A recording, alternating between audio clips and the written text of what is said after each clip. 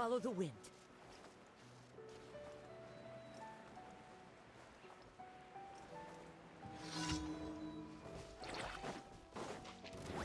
The wind knows it.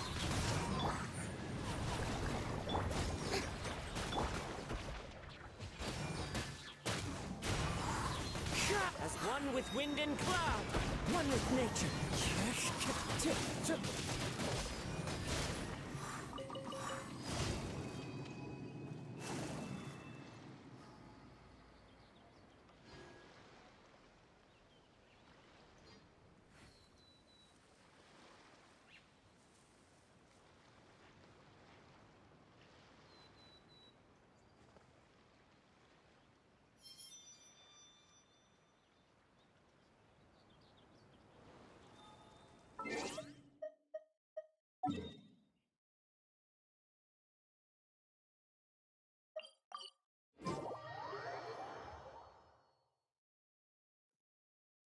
Taking a stroll in the middle of a downpour certainly rouses the spirit. But it's best to dry your clothes as soon as possible after the rain stops.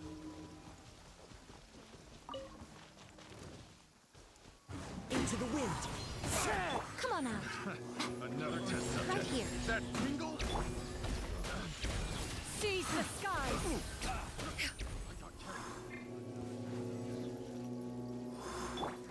That Tingle? One with nature!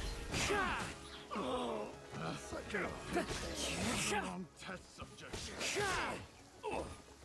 You're pretty good.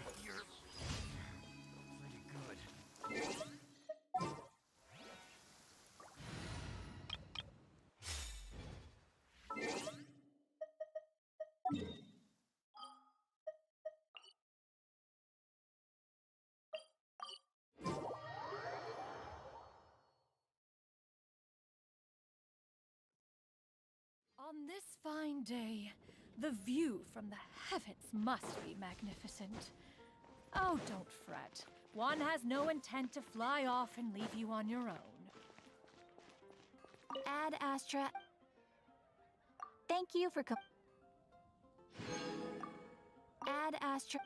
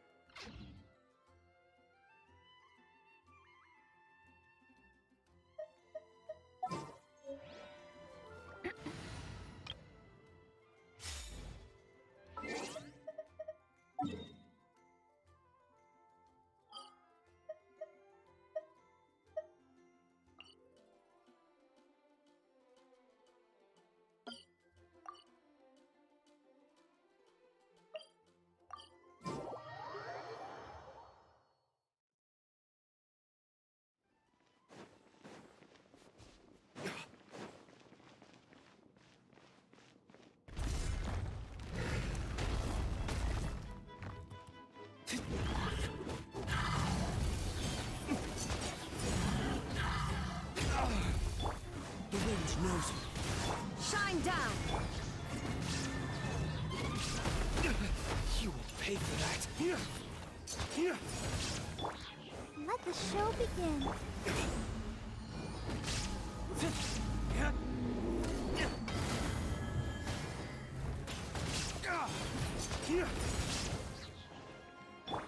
One with nature. Clouds high, the birds call. Into the wind. Ways to the wicked!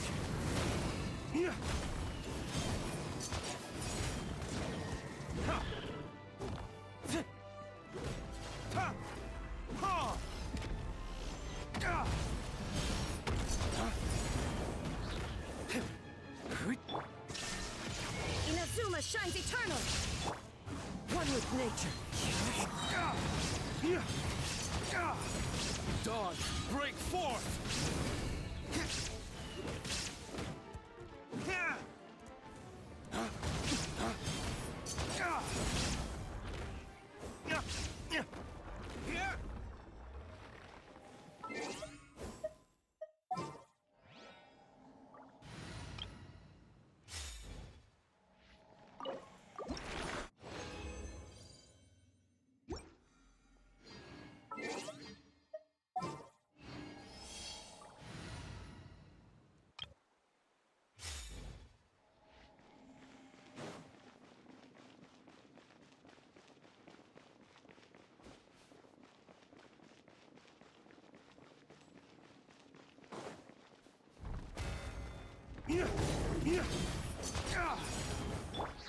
The wind knows me.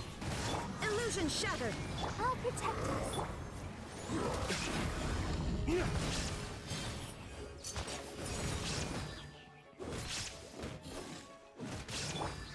One with nature.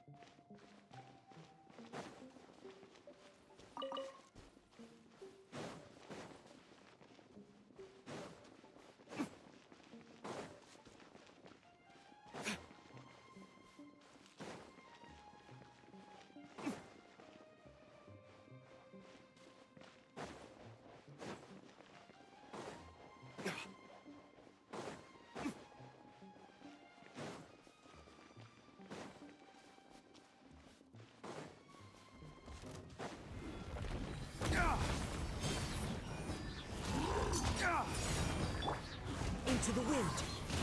There is no escape. Let the show begin.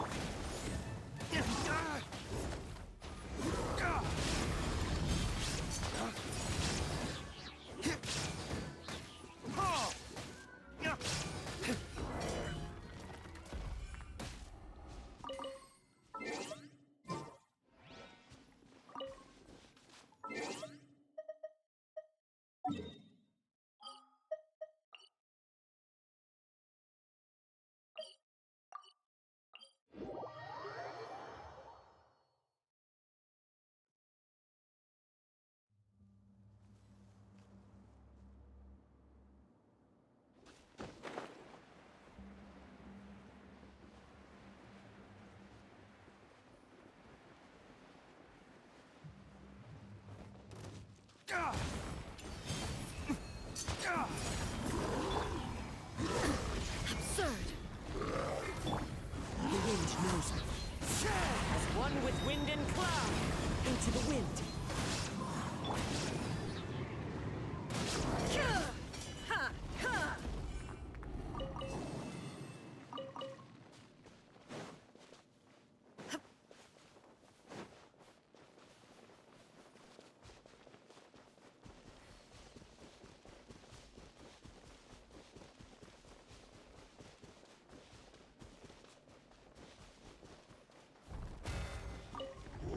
Illusion shattered. I'll protect us. One with nature.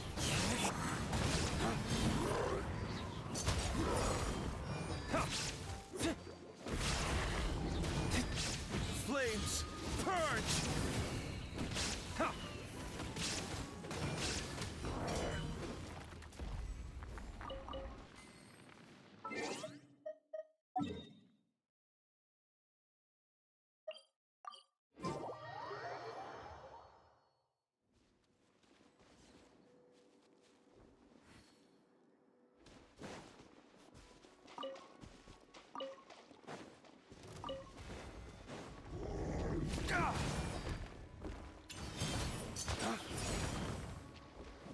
Shine down.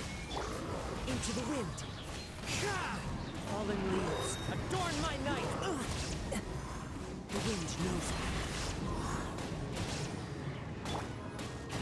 Now you shall perish.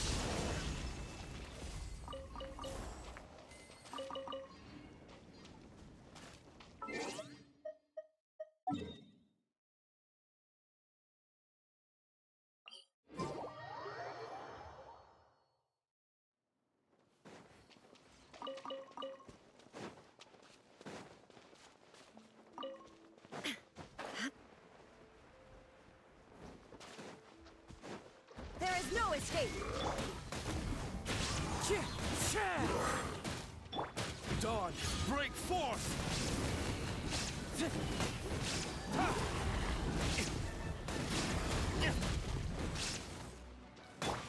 One with nature. Come on, we can do it.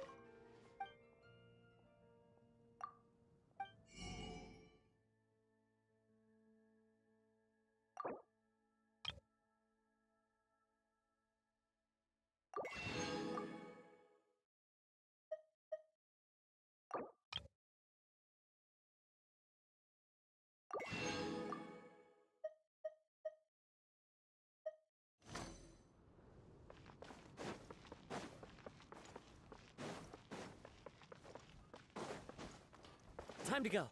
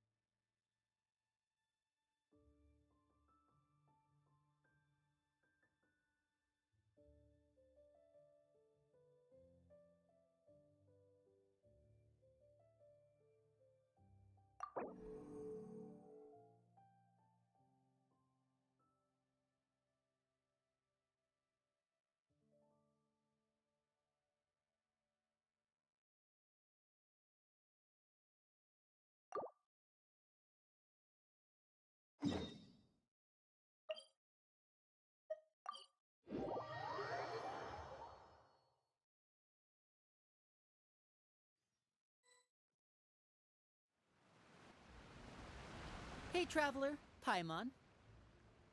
Oh, Paimon knows that voice! Over here.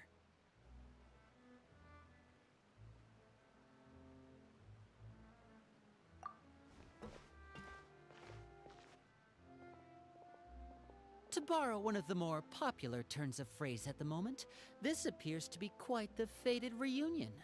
Running into you two out of the blue like this has really made my day. You can say that again. What brings you to Poisson? Wait, Paimon's got it! You must be here for one of your magic shows, right? Actually, we've run into a bit of trouble on the home front, so Father arranged for us to stay in Poisson for the time being. Oh, are Lynette and Fremine here too? Yep, along with most of the other members of the House of the Hearth. You may have noticed Poisson seems a bit more crowded than usual. So you're saying nearly the entire organization has moved to Poisson? Sounds like you've run into way more than just a bit of trouble. What's... Well... Since the two of you are so curious, perhaps I can fill in the gaps. You scared Paimon half to death! Father, you're here. You know... On second thought, maybe we don't need to know? It's all probably super confidential House of the Hearth stuff, right? No need to be nervous. I could sense your genuine concern from your conversation just now. Of course, I can also understand your confusion. Sending so many Fatui here to Poisson, it's only natural that some might suspect an ulterior motive to be involved. I understand. I'm well aware you've had your fair share of confrontations with the Fatui in the past, and I can't exactly guarantee that we'll remain on good terms in the future. As for right now, however, I would say we have little reason to be at odds, wouldn't you agree? The House of the Hearth could stand to be more open with those who have worked so closely with us in the... As for the issue at hand, well, it hardly relates to any ulterior motive. To be frank, it all stems from a certain rumor circulating around the House of the Hearth. It's an internal matter. What sort of rumor? A rumor that a certain phantom child is hiding away in the House of the Hearth. A phantom child? Ooh, just hearing the name is giving Paimon the creeps. A spirit that should have long ceased to exist is lurking in the shadows of the House of the Hearth. So I decided to bring the children to Poisson before continuing to investigate the situation. I expect I should be able to track down the spirit fairly quickly. After that, it's just a matter of resolving the situation, if you will. It shouldn't be much trouble at all. If you're curious, or if you still have some concerns, it might be advisable to stick around for a few days. I'm sure the children would be exceedingly pleased to welcome some visitors. Lenny, I'll leave you to entertain our guests. I have some matters to attend to. Of course, Father.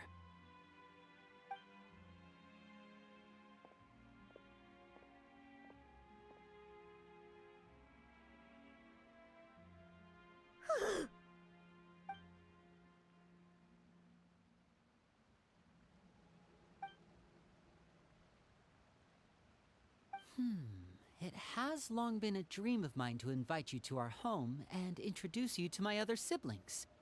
You're quite well known in the organization already. A lot of people have been talking about you, especially after everything with the prophecy. If you're willing, why don't you stay a while and have a little chat with us? Alright. We don't have anything else to do right now anyway. But let's be clear, we're just gonna be there as guests, okay? Don't get any funny... Oh, wait a second. For your guests, that probably means we'll be treated to lots of yummy food, right? Of course. During our stay in Poisson, we've been helping out the locals with some fishing. We bring in quite the bounty every day.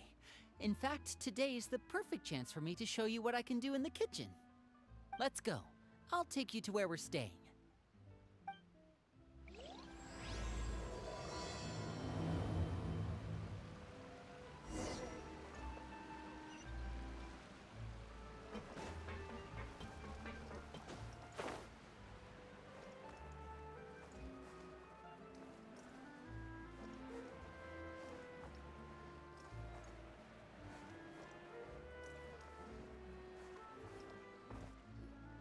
We rented this house from one of the locals to use as a temporary base.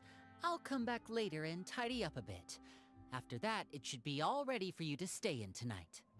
Awesome, thanks!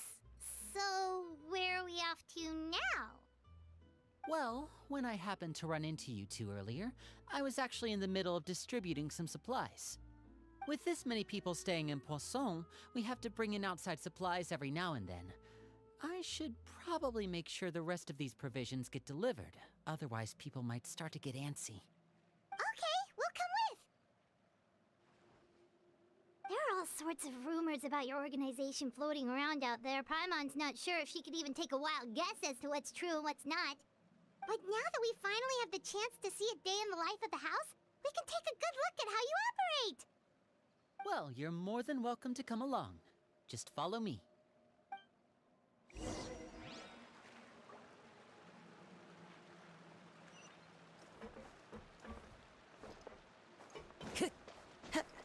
Time to go.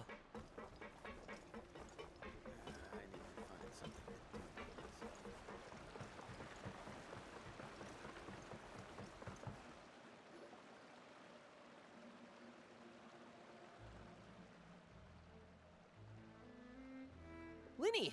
You're finally here. The supplies. I'm assuming you've... Brought them with me? Yep, here you go. Hello? Something caught your eye? It's the Traveler in Paimon! No way! Come here, everyone! Hurry! The Traveler and Paimon are here!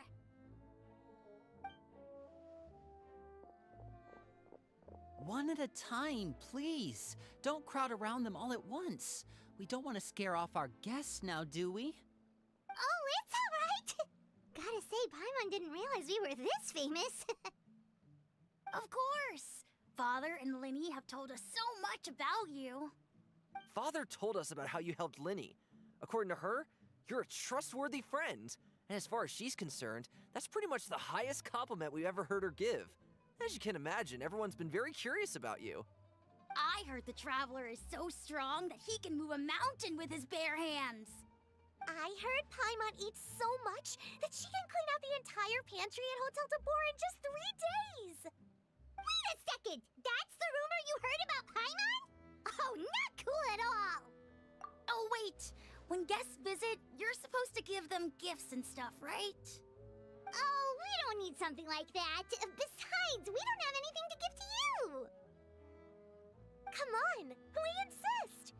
I can give you some of my new potions. Just pick your poison. And by that, I mean medicine or actual poison. I've got both. Huh? Or maybe Shaplo can teach you guys about stealth! He's super good at it! He's never been caught. Ah, now that's not a bad idea. I know you usually prefer to fight head-on, but it never hurts to expand your bag of tricks, right? When it comes to eliminating your enemies, staying quiet can go a long way. Trust me, I would know. I was poisoned not too long ago, and I'm still dealing with the after effects. So I'm not quite as good as I was before, but I can still give you some pointers. Wait, when you said gifts, Paimon didn't think you meant poison and stealth tactics. But those are the best things we can give you. You don't like them? Ooh, how about this? Tell me the name of someone who really annoys you, and we'll teach him a lesson for you. All right, Fold, Selwar. I think that's enough suggestions for now. When it comes to being a good host, it's the thought that counts. You don't need a physical gift to make our guests happy. In fact, pestering them with suggestion after suggestion might make them more annoyed than anything. I would say your enthusiasm has certainly gotten across. Really? Awesome! It's been so long since we've had guests to play with. If there's anything you need, just let us know. Yeah, especially if it's poison or something. I've got all sorts of potions for that. Well, we'll talk to you all later. We've still got supplies to distribute. All right, see you later.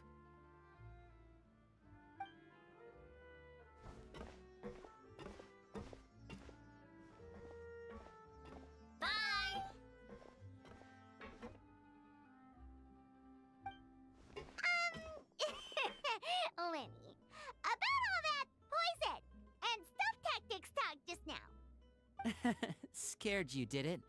That kind of talk comes with being part of the House of the Hearth. When Foltz was really young, he strangled all of his family pets, just out of curiosity. He was labeled a dangerous problem child and was abandoned by his family. Elwar has an unnatural obsession with potions. Father has forbidden her from trying all the different concoctions she comes up with, but she still tries to test them in secret. You really have to keep an eye on that one.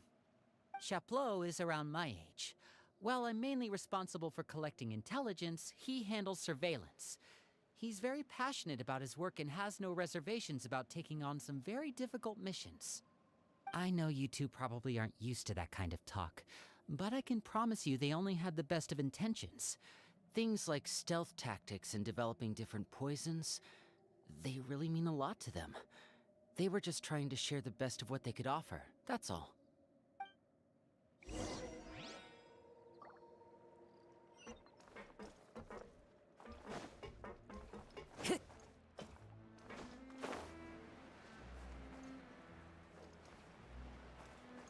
Time to go.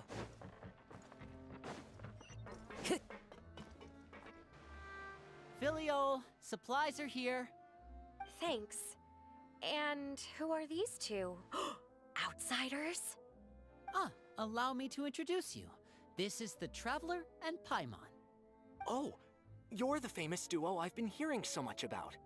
It's nice to meet you. I heard you've traveled to all sorts of places. Is that true?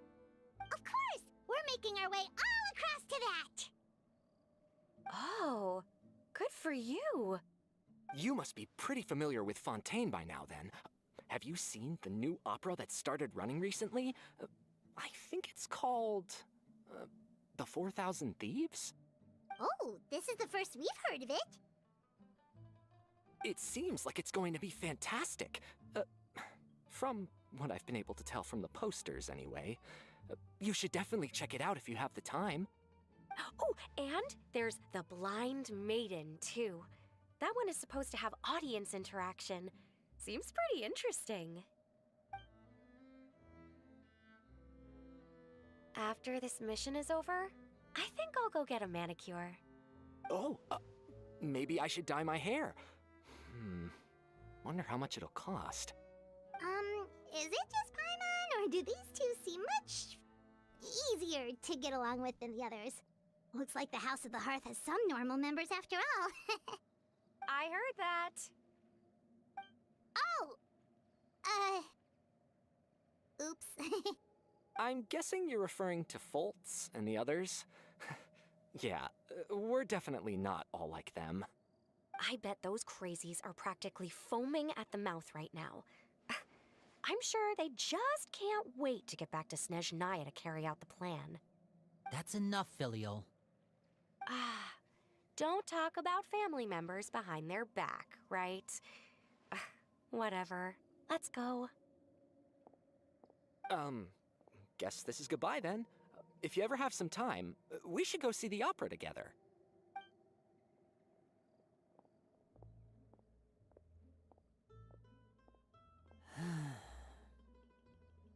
Well, that's it for the supplies. We should probably head back as well.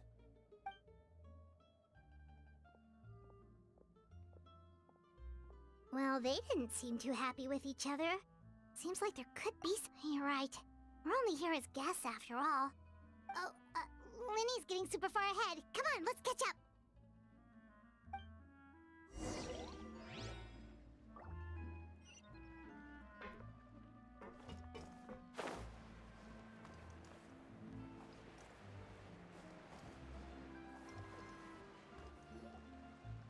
So, what do you think of the members you've met so far? Well, Father is always encouraging us to be strong-willed and independent. So if there's one thing we've got, it's people who aren't afraid to speak their mind. Well, I should probably get cooking. Wanna join? Of course! Then let's head out and... Fremine? What are you doing here? Well, Fremine! Nice to see you again! Oh, you too. I heard you're here as guests of House of the Hearth. Welcome. We were just going to make some food. Why don't you come along? I could use some help in the kitchen, and I seem to remember you mentioning you wanted to make seafood soup for the traveler in Paimon. Seafood soup? Oh, Paimon's drooling already. Were you looking for something just now, Fremine? Maybe I can help. It's nothing. I just wanted to see if there were any extra supplies. Yeah, we've got some left over. What do you need? Some food and water, and some clean cloth, if possible. No problem. Give me a second here. Food, water... Wait a minute.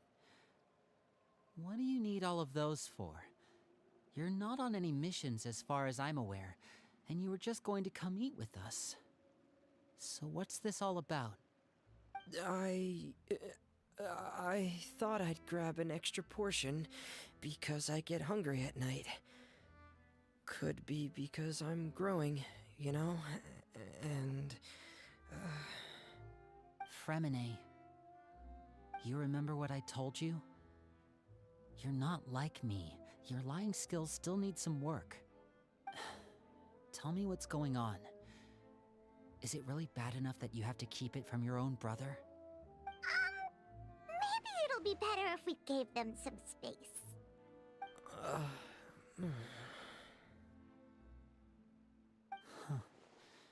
This is the first time I've seen that kind of look on your face.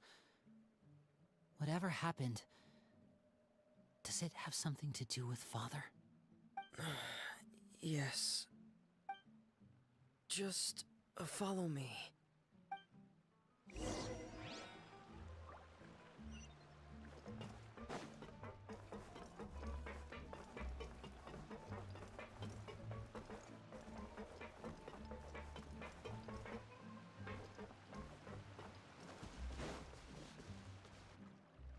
You're back! Oh, and you've brought some friends with you this time. Hello, my name's Linny. I grew up in the House of the Hearth. And you are? Hi, Linny. I'm also a child of the House of the Hearth, just like you. You can call me Clairvy. Clairvy? It's nice to meet you. Does that name ring any bells, Linny? No, not at all. That's not a name we have on our roster, I'm sure of it. What I'm not sure of, though, is how she managed to sneak in. She must be the phantom child Father's been searching for. From the looks of it, I'm guessing you were the one that found her, Fremine. You, haven't told Father, have you? No, I haven't told anyone. I've just been keeping her hidden. For how long? About half a month now. So ever since we got to Poisson, then, do you have any idea what you're doing? I know what I'm doing. Really? 'Cause from where I'm standing, it looks like you're hiding the very person Father has been trying to find. If Father finds out about this, everyone involved is going to be punished. You know the rules of the house, Fremine. I know you do. Father doesn't tolerate any form of betrayal. So why are you doing this? I've thought it through. And I just can't hand her over like that. Linny, don't you remember last year? Sheplo nearly died after getting poisoned during that one mission. He wasn't able to get back before the poison started taking effect, and not a single person was there to help him. That night, while I was sleeping, I heard a voice telling me to go save him. I opened my eyes, but I couldn't find the source of the voice. I thought maybe I was just hearing things, but I went to look for him anyway. Luckily, I got there with enough time to save his life. That feeling of being haunted, of hearing voices, it's happened many times in the House of the Hearth. I'm sure you've noticed. So what you're saying is, that was her? She was the one who spoke to you that night? Unless there are other spirits roaming around the House of the Hearth, I don't think there's any other possibility. If Clairvy were our enemy, it wouldn't matter whether she was a spirit or an actual child. I would have acted without a second thought, because that's what Father ordered us to do. But she's been living with us, helping us from the shadows all this time. I think that makes her family. I couldn't just hand her over to be dealt with. Not when there's so much we still don't know. So what's your plan then? You can't keep her here forever. Someone is bound to find out eventually. I haven't thought that far yet. I don't want to disobey an order from Father, but I also don't want to put Clairvy in danger. Come with me. There are a couple things I'd like to say to you in private.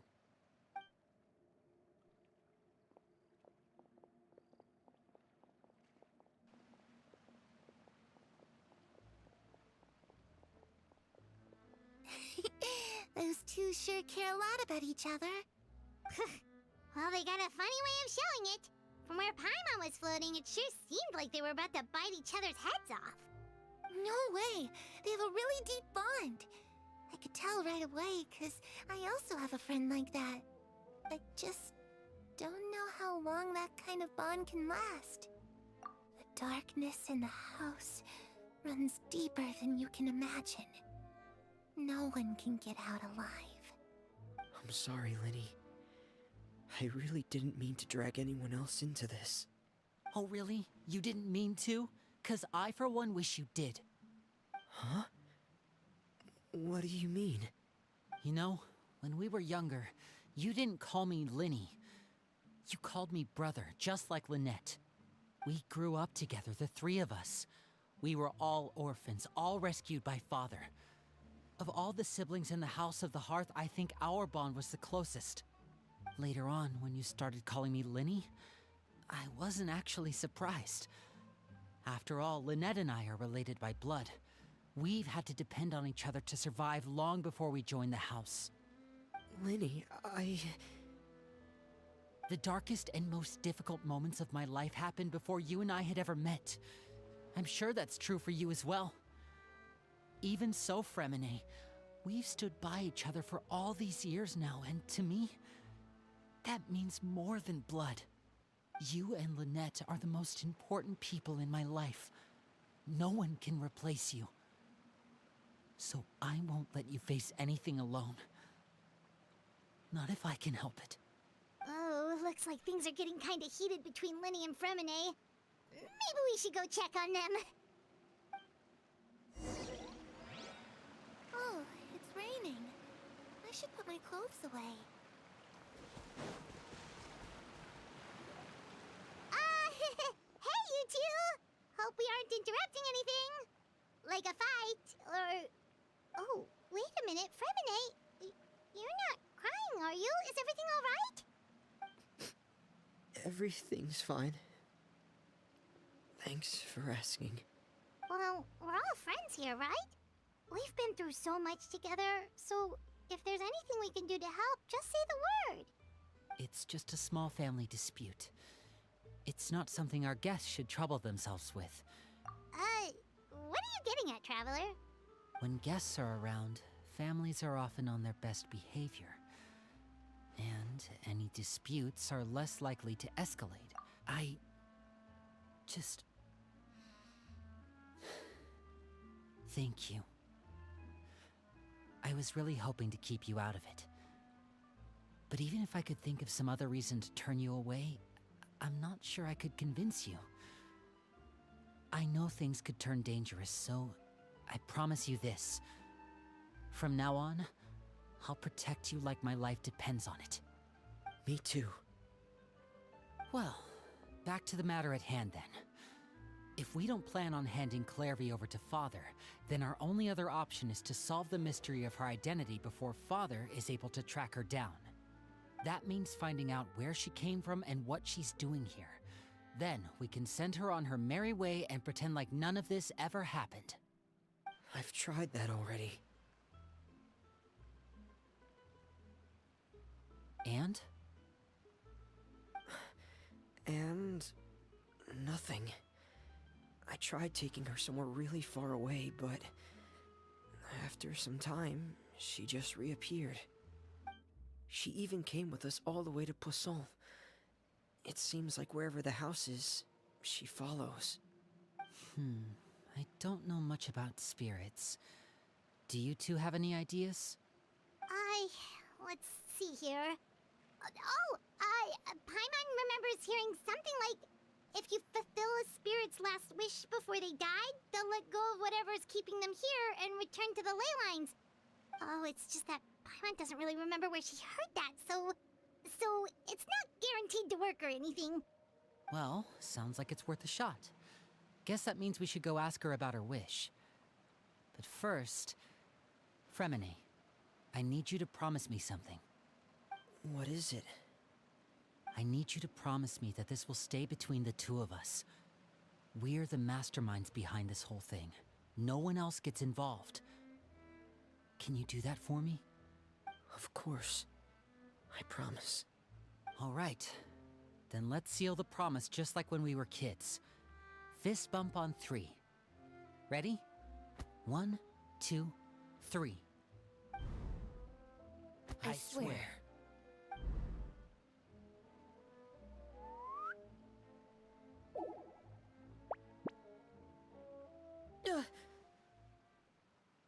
Whoa! Lynette!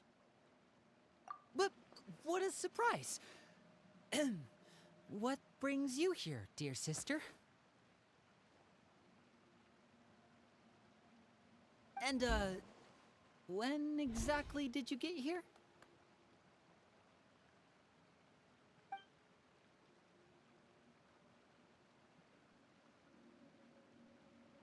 You're an idiot, brother. And you too, Fremine.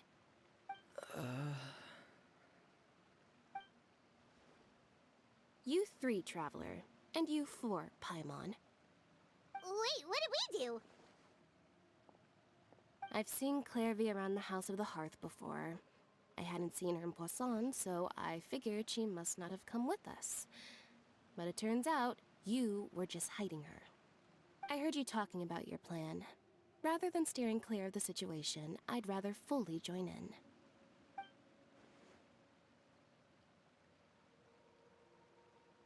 If you don't agree, I'll have no choice but to report everything back to Father. Simple as that. You're not giving us much wiggle room here, Lynette. Well, I guess we're all in this together then. After we talk to Clairvy, we'll figure out our next move. There's no time to lose. Let's go.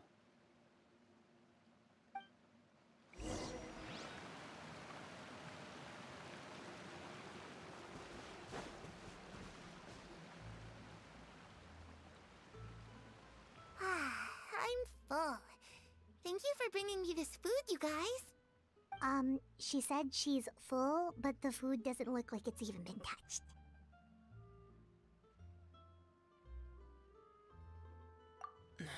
That's right. Based on what I've been able to observe, it doesn't seem like Clairvy can interact with the physical world at all. Still, when she's presented with food, she'll always linger around it for a good little while. Maybe, in her mind, she really is eating those things. Does she know that she has already passed away? I've tried to ask her, but she didn't answer. My guess is that she's just as confused as we are. Or maybe she couldn't understand the question at all. Clairvy, if you've got some time, I'd like to ask you a few questions. Sure. Oh, another new friend. Hi, I'm Clairvy.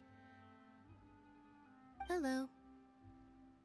Clairvy, how did you join the House of the Hearth? Huh? Isn't it the same for everybody? A knave brings you here and then you can't leave. It's just that your name, it's not on the roster. And I've never seen you before. The roster? Oh, I get it now. I think think there might be some things you don't know about this place. The people in charge, they're not as nice as they look. They say they keep a roster, but it's not complete. There are a lot of people who aren't on it, and never will be. In this house, some people are family, and other people are just test subjects. Those kinds of people aren't ever going to get a place on the roster, unless it's the roster of people who've been executed. Wait, does that mean the knave... she... Is there anyone that can vouch for you? Perry. She's my best friend. She's the only one I trust in this place. Have either of you heard of that name before? No. Me neither. Clairvy, Perry. Neither of those names are on the roster. But it seems like she's telling the truth. Either that, or this kid's already got a bag of tricks bigger than mine. Maybe we should try a different approach. Clairvy, do you have a wish? A wish? It can be anything you want. Just imagine, it's your birthday, you're blowing out the candles, and your wish is...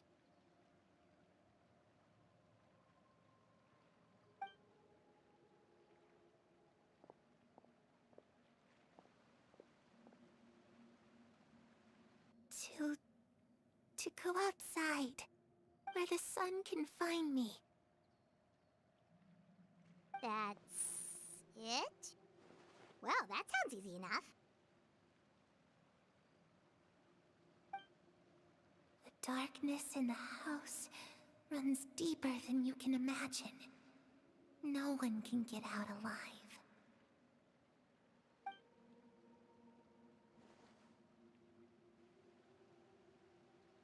Okay, time to divide and conquer.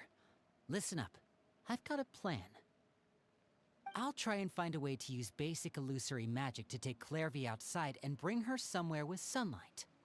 Lynette, try and find the list of executions that Clairvy was talking about, and see if her name is on it. Fremine, you stay in Poisson. We can't be the only ones who've had run-ins with Clairvy. I need you to collect intel on everything she's said and done. Understood. I'll try my best.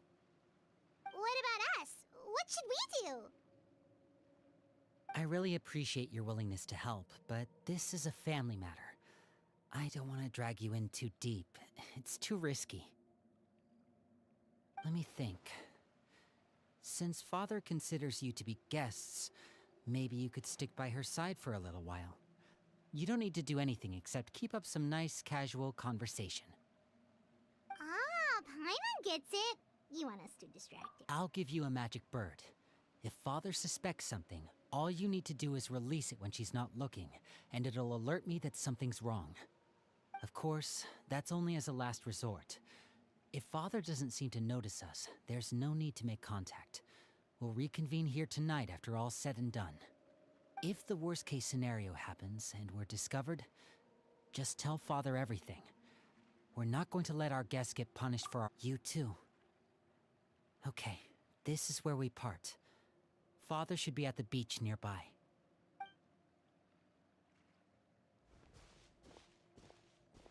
I really hope this goes well. No, it has to go well.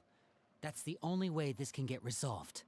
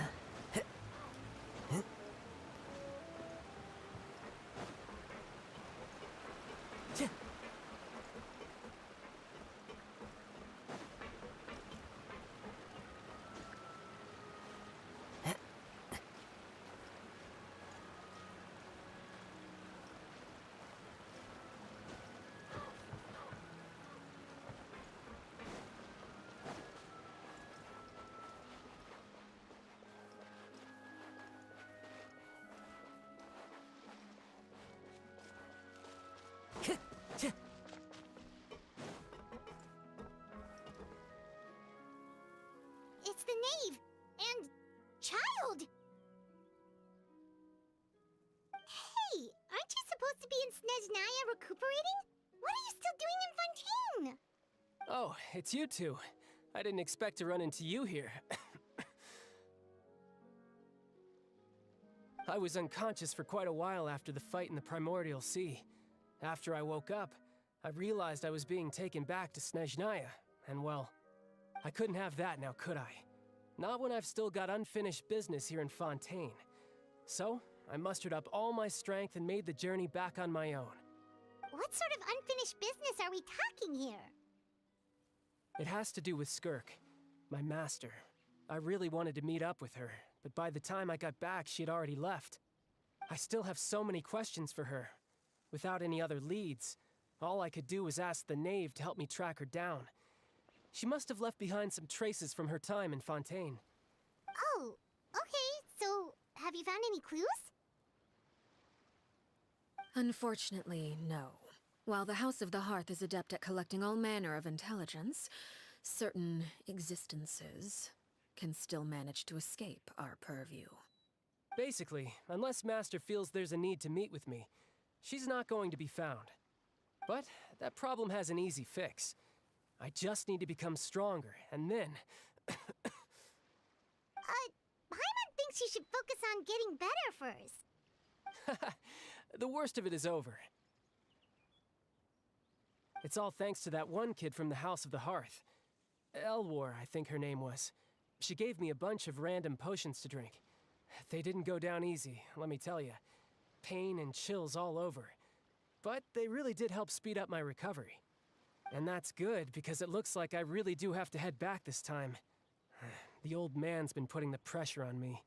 He sent someone to tell me I'm needed for some sort of project. Project Stuja?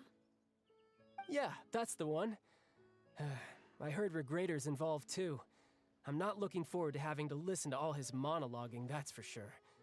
Hey, maybe you could think of a way for me to stay in Fontaine for a little longer. Helping Linny and the others brush up on their fighting skills would be far more interesting. If you and I could spar, that would be even better. I've been waiting for a chance to see you go all out. And what a sweet little daydream that is. But I also have a role to play in all this. I'll be leaving Fontaine shortly as well. Besides, considering how little they see fit to step outside the homeland, being called on to return to Snezhnaya by such illustrious dignitaries, what a great honor. Wouldn't you agree? One I could do without, I'd say. Is it just Paimon? Or does it kind of seem like they're... So, dear guests of the House of the Hearth, to what do I owe the visit? Right!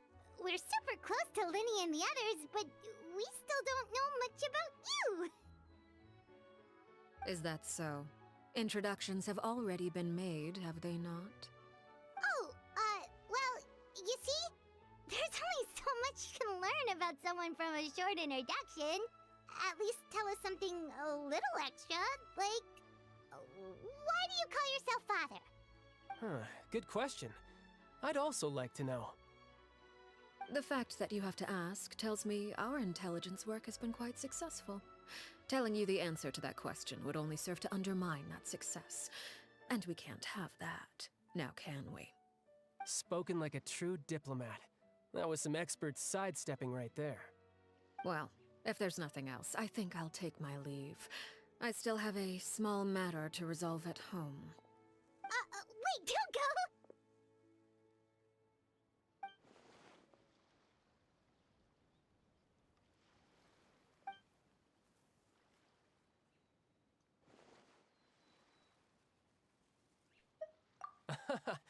I'd also like to hear the answer to this. I've met some of the members of your organization, and they all seemed like really good kids. They actually reminded me of Tonya and Tusser. Which, by the way, if you ever betray them, I'm just letting you know, I won't let you off easy. And why would I betray them? Well, you've already betrayed the House of the Hearth once, haven't you? At least, that's what I heard.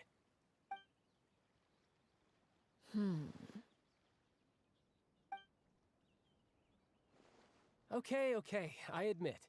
That's just what the old man told me. The rooster, I mean.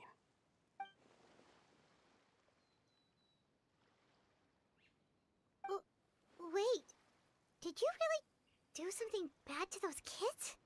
Never mind what I've done. I'm more curious as to what the mighty rooster had to say. Care to enlighten me? Ah, well, nothing much. Just some stuff about you taking out many other members of the House of the Hearth, and even going so far to attack your own family. I see. Huh. Based on your reaction, I'm guessing it's all a bunch of lies. Hardly. I don't appreciate his particular turns of phrase, but I suppose he didn't say anything untrue. Although, it would be more accurate to say that there is a certain level of prejudice involved, but I don't intend to clear that up just yet. Prejudice has a funny way of concealing the real truth behind certain things, an attribute that I find to be quite advantageous. Call yourself a Fontanian, for example, and people will assume all sorts of things, when the real truth is that this is simply the land where I was raised. Huh? You're not actually from Fontaine? But then why did you try to help out with the prophecy and everything? I was trying to protect the children born in Fontaine. Claiming that I myself was a Fontanian simply made it easier to operate. People would hardly suspect a fellow Fontanian of having any ulterior motives. Who wouldn't want to save their homeland after all? The primordial sea wouldn't have any effect on me, but it would have caused great harm to the House of the Hearth. Well, you wanted extra information, didn't you? There you go. I hope that satisfied your curiosity.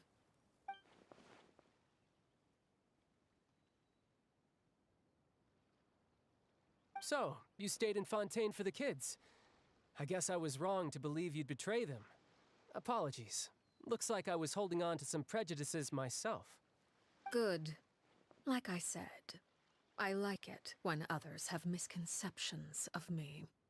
Actually, while I was recuperating at the House of the Hearth, there was something else that really caught my attention.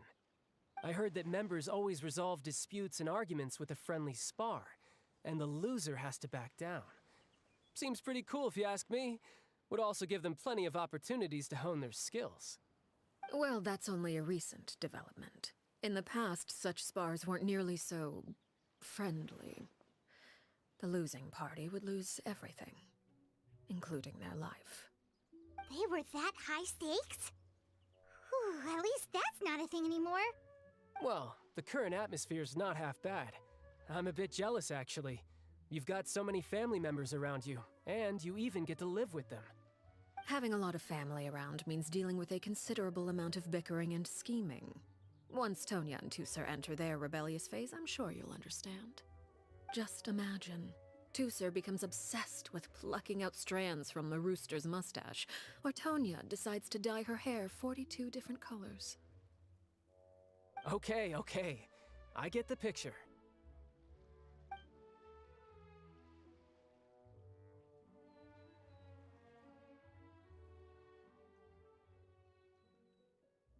Well, would you look at the time?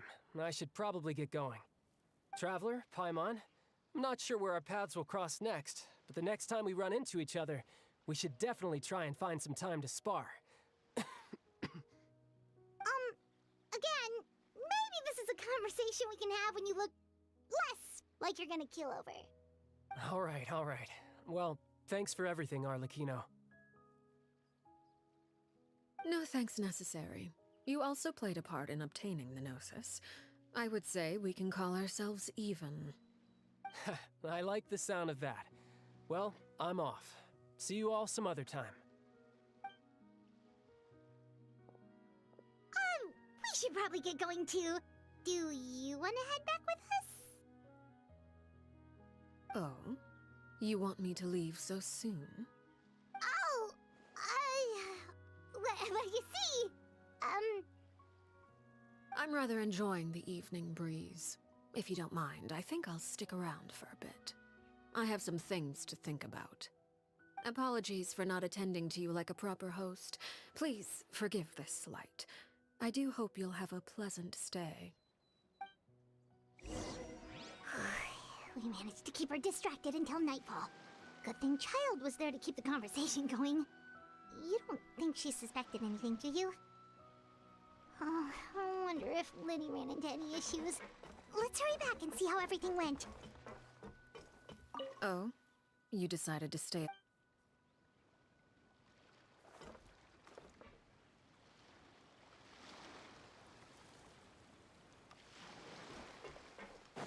Time to go.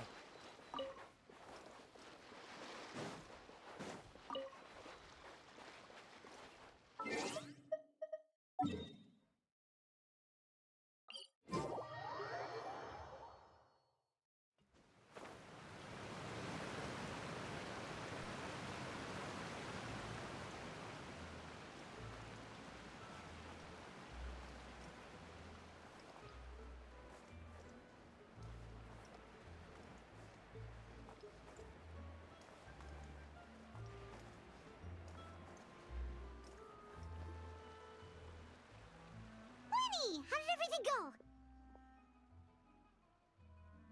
Well, long story short, we ran into a small issue. Clairvy can't go into the sunlight. Everything was fine at first. She followed me up to the surface just like I told her.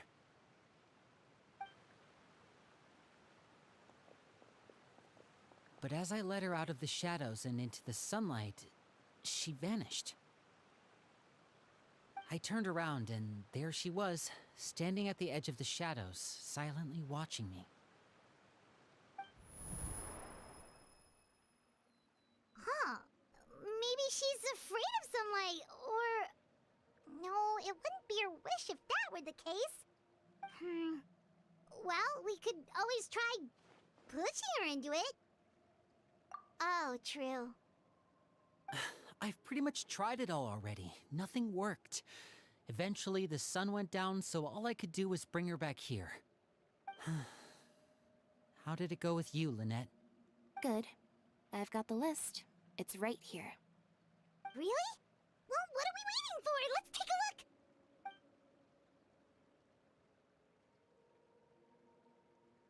Oh, that's a lot of pages. Oh, it's gonna take forever to get through it all. We can each take a section. Here. La Pouillade, Landois, Chambel, Horaire.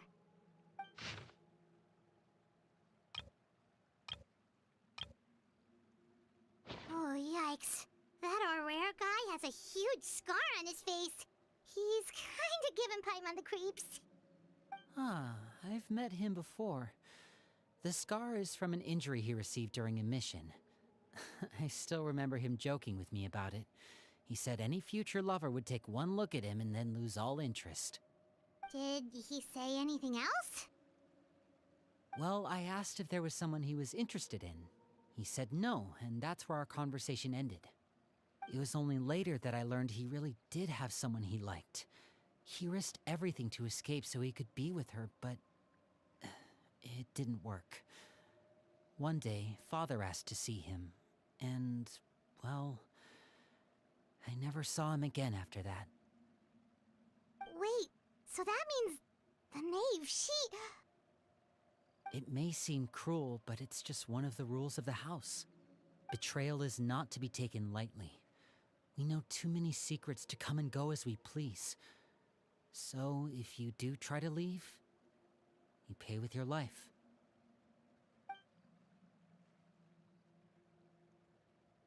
Her name's not here, huh? Well, that's not too surprising. It doesn't seem like this list is complete. It only contains records dating back around 5 years. Let's shift our attention then. Fremine, were you able to find anything out? Fremine. Sorry. I was thinking about something. I managed to talk to quite a few people, but I couldn't help but notice that the atmosphere in the house was a little... strange. Strange? Yeah, I mean, I know there have been arguments in the past, times when people haven't gotten along. Chaplot and Filial are a good example of that. Oh, those are two of the people that we met while delivering supplies. Paimon can see how they might not get along. They had very different vibes, and their, interests seem to be pretty different as well. That's to be expected, actually. Father brought us all here, shared her knowledge with us, taught us how to fight. That's one thing we all share. But that's also where the similarities end. Not all of us feel the same desire to stay here. As members of the House of the Hearth, we're also considered part of the Fatui. And to a lot of people, that's an identity they never asked for. Certain members get older and realize they want something else for themselves. But considering the rules of the House, most people would never say that out loud. People like Chaplot and Foltz are loyal to Father and her vision. They're proud to be part of the Fatui. Filial and Nantoy, on the other hand, well, they aren't quite as enthusiastic. These kinds of conflicts have always been there. It's not like Father is in the dark about any of this. Well, that's true. But it just feels like things have gotten worse lately. Filial and the others, it seemed like they were meeting in secret to talk about something. I can't say for sure, but I think they've met Clairvy. You think she's been inciting them to act out? No, not exactly. But I wouldn't be surprised if she said something to them about the darkness in the house and how deep it runs. She's told me about it before. Experiments being run on children. People being used as pawns on the battlefield without so much as the strength to survive. And they just believed all that? Without any evidence? Clairvy's words probably gave them the excuse they were looking for. Whether they actually believe them to be true is secondary. This is all because of Project Stuja, isn't it? Whoa. Hold on a second. What's this Project Stuja all about, huh? This is the second time it's come up now. Sorry, but I'm not sure of the details either. I only know what Father has told us, which is that it's something the Rooster and Regrader have been working on together. Apparently, it has to do with the Fatui's strategic plan for the future. Because the House of the Hearth was so successful in obtaining the Gnosis, we now have the honor of playing a key role in Project Stuja. Wait, but isn't that a good thing? Key role is just another way of saying dangerous role. To us, the whole thing is an inconvenience. Father thinks so too, but she's in no position to refuse. Their plan isn't exactly unreasonable, and they've been funneling the house a lot of funding. It's just that we'll lose a lot of members in the process. Participating in the plan, it's an honor in name only. What they're really trying to do is subdue us. The existence of an intelligence organization outside their control makes them feel uneasy.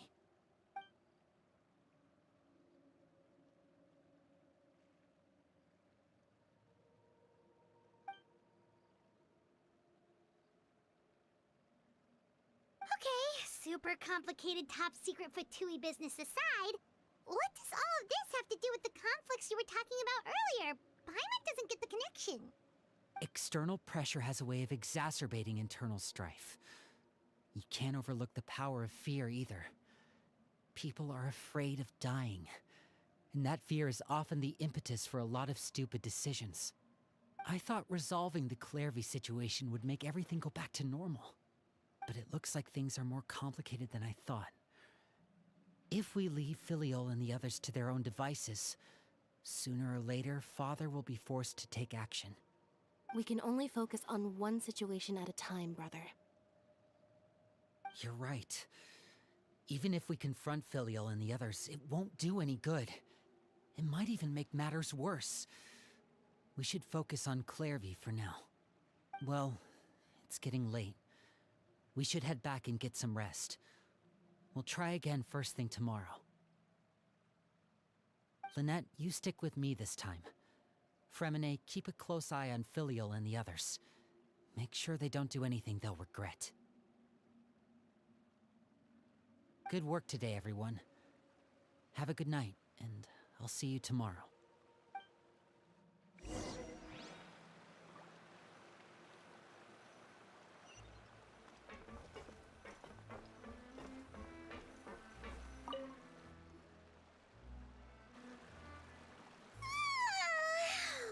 I'm always looking forward to an early night, but she can't sleep at all.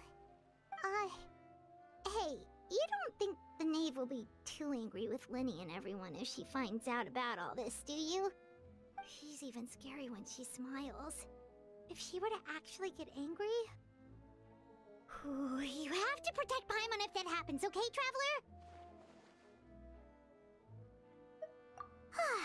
Trust is ever, Traveler. Look! Look over there! Quick! Let's catch up with her before anyone sees!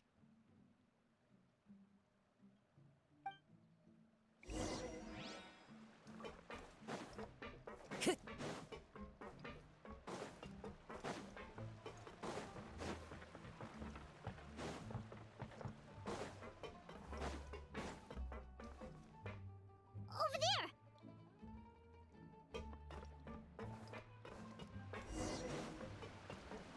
Time to go.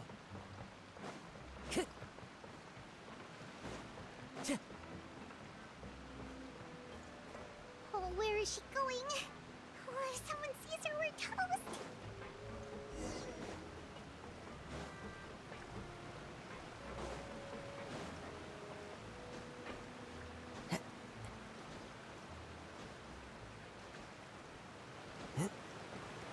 Oh, look! She stopped!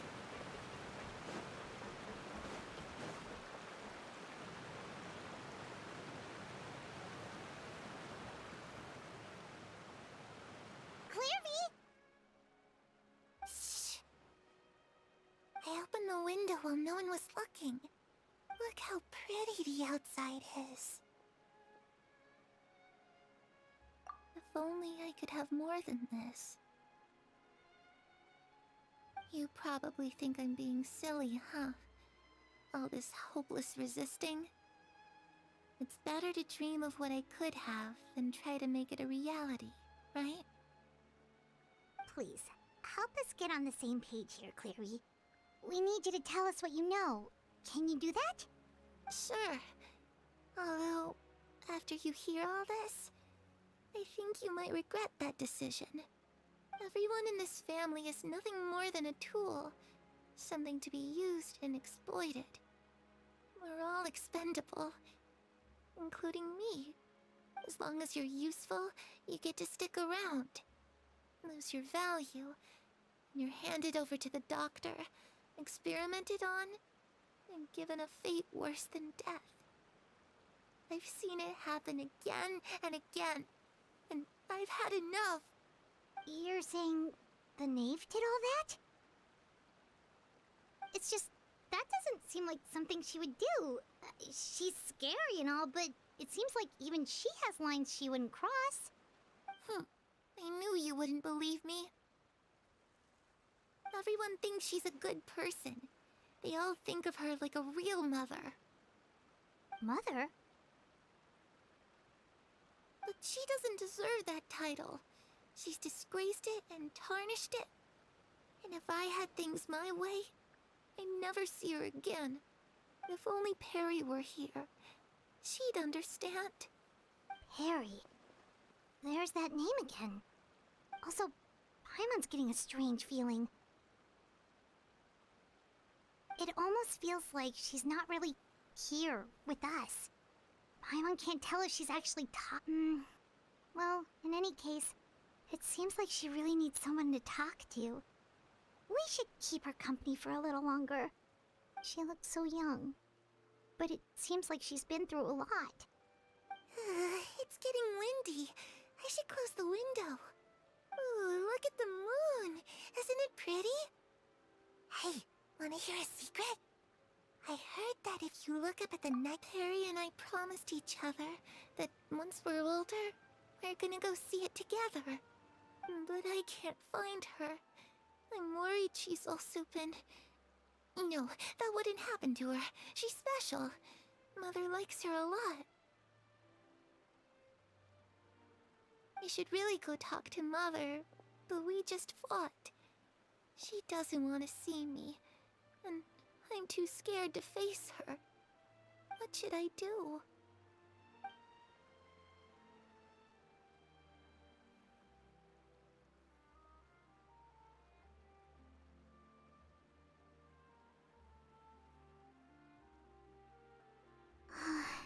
Paimon really doesn't understand what's going on with her. Well, let's head back. We've got an early morning tomorrow.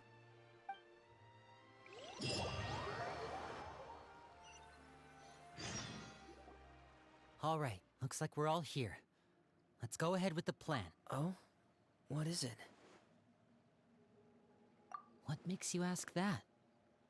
Well, we kinda ran into Clairvy last night, and that's what she told us. We met the doctor back in Sumeru. He's super dangerous, and he's done all sorts of bad things. It's possible that Father and the Doctor have had certain dealings, but I don't think Father would work with him. We're not really on the same side, so there's not a lot of trust between them. That doesn't exactly set the stage for a successful partnership. I did hear, though, that when Father first became a Harbinger, the Doctor offered to work with the House of the Hearth. Father rejected most of his proposals, except for one. It had to do with some sort of secret experiment. Secret experiment? Could that be what Clairvy was talking about? I don't think so. I don't know any details about the experiment itself, but I do know it's an entirely independent operation. The Doctor only proposed a direction for the research. That was the extent of his involvement. I still don't think that counts as working together. The details of the experiment are confidential, but complete records are kept on all participants. That doesn't seem to be the case with the situation Clairvy referred to. I know you don't agree with some of the Fatui's methods, and I'm not asking you to. But I am asking you to trust us on this. The House of the Hearth has its own principles. There are certain lines we're not willing to cross. Alright, that's good to hear at least.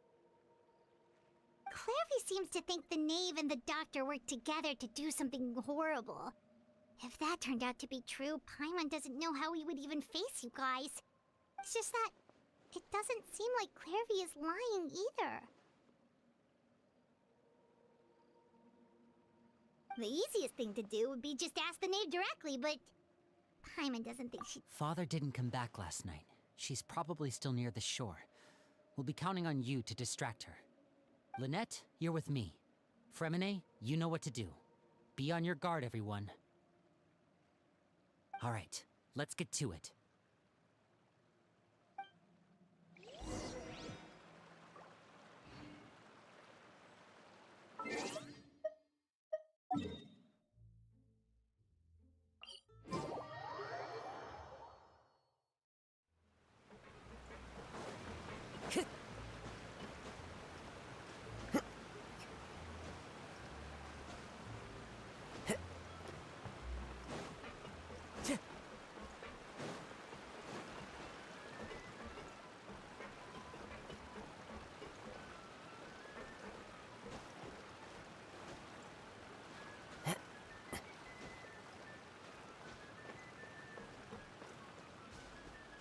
Time to go.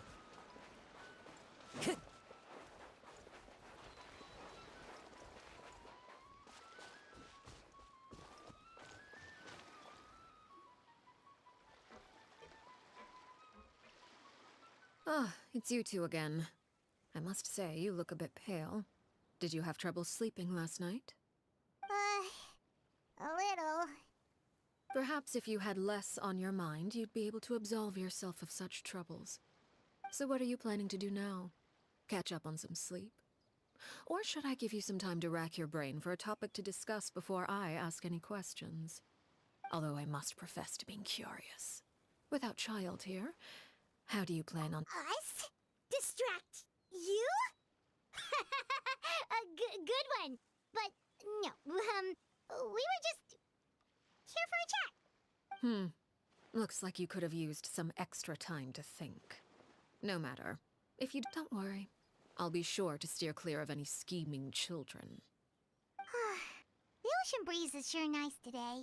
Children always think they can hide things from the grown-ups, but nothing gets past me. Least of all, a little scheming. Well, I'll leave you to think things over. If you're so inclined, meet me outside the Palais Mermonia. Good things come to children who do as they're told. So I do hope you decide to tag along. If only for your friends' sakes. What should we do?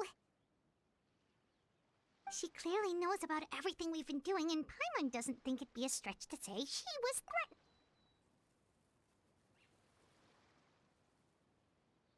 Oh, good idea. Hopefully he sees it in time. Well, we should probably head to the Palais Mermonia. Paimon doesn't want to find out what happens if we don't show up.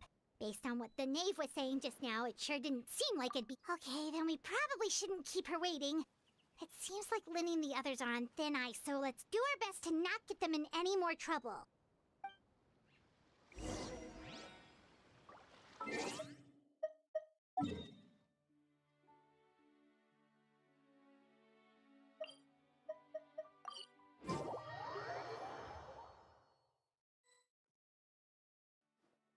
Seeing as we still have some time before my meeting, we might as well enjoy some pleasant conversation while we wait. I'm glad to see you get along with my children. Being surrounded by good companions is necessary for a child's development. You're not planning on doing anything to them, are you? I assume you're referring to Lenny, Lynette, and Fremine. Although, there's that situation with Filial and Nentoy as well. It appears quite a few people have been acting out lately. No matter. I'm not one to discriminate. All those who betray the house meet the same fate. There are no exceptions. Does that mean you're going to kill them? Oh, are you here to beg for their lives? I'm sorry to disappoint, but the rules of the house change for no one. In my organization, everyone is responsible for their own actions. But don't you care about them at all? They really respect you. They even call you father. You must feel something for them. Any organization in which feelings come before principles is one destined for ruin. The House of the Hearth is hardly an exception. You could say our principles are more stringent than most. Perhaps I can offer you this consolation at least. As our guests, you two will not— I would imagine Linny, Lynette, and Fremine will be able to keep their lives. As for Filial, Nentoy, and the others, I'm afraid there's little I can do. They can try to escape, but once you know our secrets, there's no getting out alive. But that's awful. Ah, you seem concerned. Out of consideration for my guests, I suppose I could turn a blind eye for a little longer. If Linny and the others manage to dispose of Claire V in the meantime, all evidence of their wrongdoing will be lost. In that case, I could hardly punish them for something I couldn't prove. If their efforts are unsuccessful, on the other hand, all will be held accountable. And the punishment will be severe. Of course. Oh, and here, I believe this belongs to you. Do try and keep better track of it next time. It takes a considerable amount of time to train a bird like this. It would be such a pity if you were to lose it. Permanently. Wait, where did you get that? Well, I'm afraid that's all the time we have to chat. Now, for the matter at hand. I asked you to meet me here because I have business at the Palais Mermonia. It has nothing to do with you, but I think it would be prudent for you to stick by my side for the time being. There will always be time later to run off and tell Linny what you've learned. Well, time to go.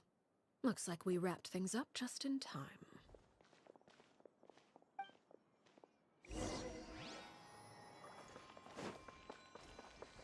Time to go.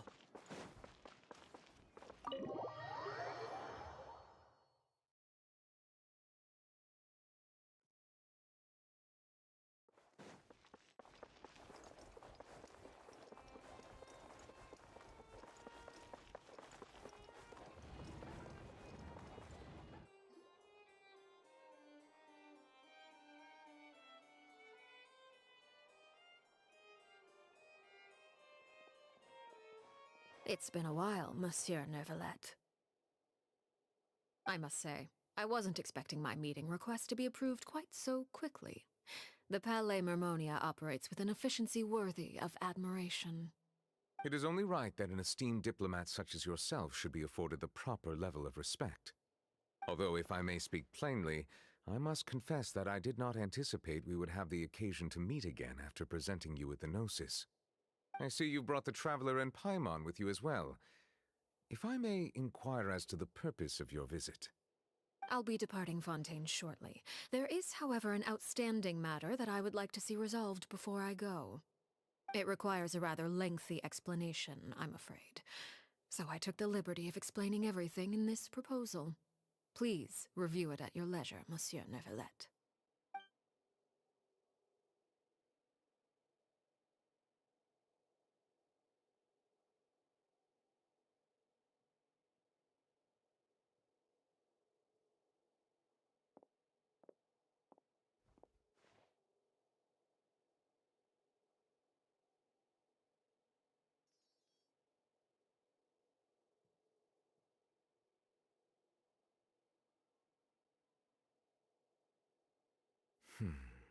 I understand your request. However, at the risk of causing offense, I must admit that I fail to see why you would wish for such a thing. I heard you have a certain fondness for water tasting, Monsieur Neuvillette, so allow me to use water as an analogy. A family is like a large body of water with countless rivers flowing in and out. As someone who watches over this system, I would hope that each river that flows from the source will eventually reach the ocean. Of course, objectively speaking, I know this is impossible. Most of the rivers will dry up along the way, disappearing into the ground and leaving nothing but a barren riverbed behind. Not all rivers are destined to reach the ocean, but I would not see their existence rendered meaningless. I believe the water that flows within them is simply meant for a different destination, like a field in need of irrigation. Or perhaps the glass of a certain water-tasting enthusiast. Did you get any of that, Traveler? Your words paint an optimistic picture indeed. Allow me to remind you, however, few among us are willing to sip from a glass filled with tainted water. It may have been tainted at one point in time, but not to worry. I'll make sure it's strained of all impurities and returned to its cleanest form.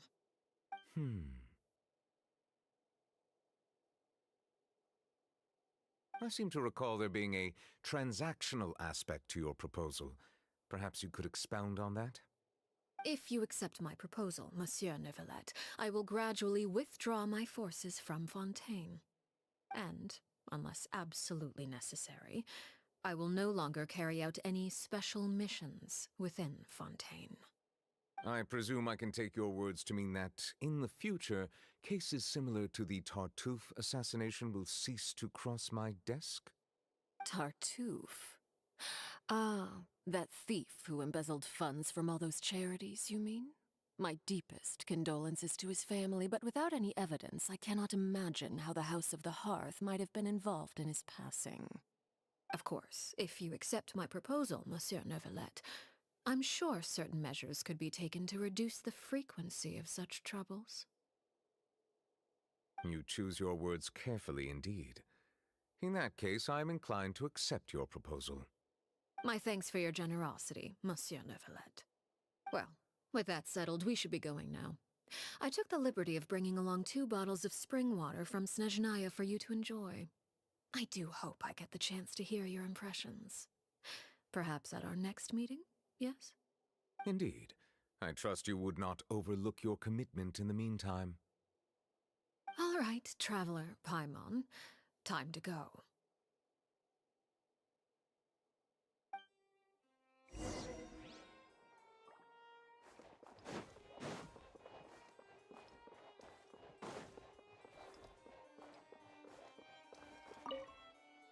I believe I've told you before that my emotions... Yet in the few meetings I've had with that Harbinger, I haven't been able to sense any aspect of her emotional state.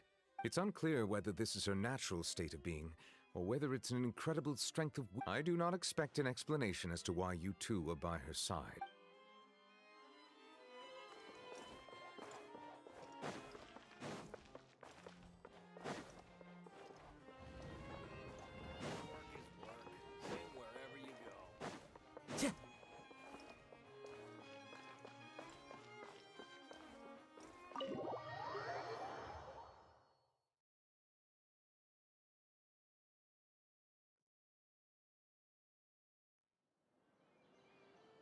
So, what exactly were you talking about back there?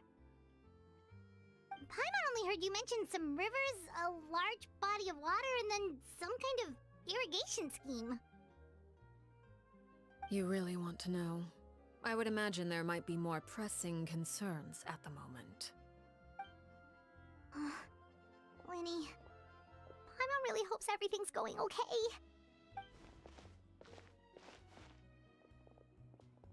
Oh, Paimon recognizes that look. You've got your tiki cap on, don't you, Traveler?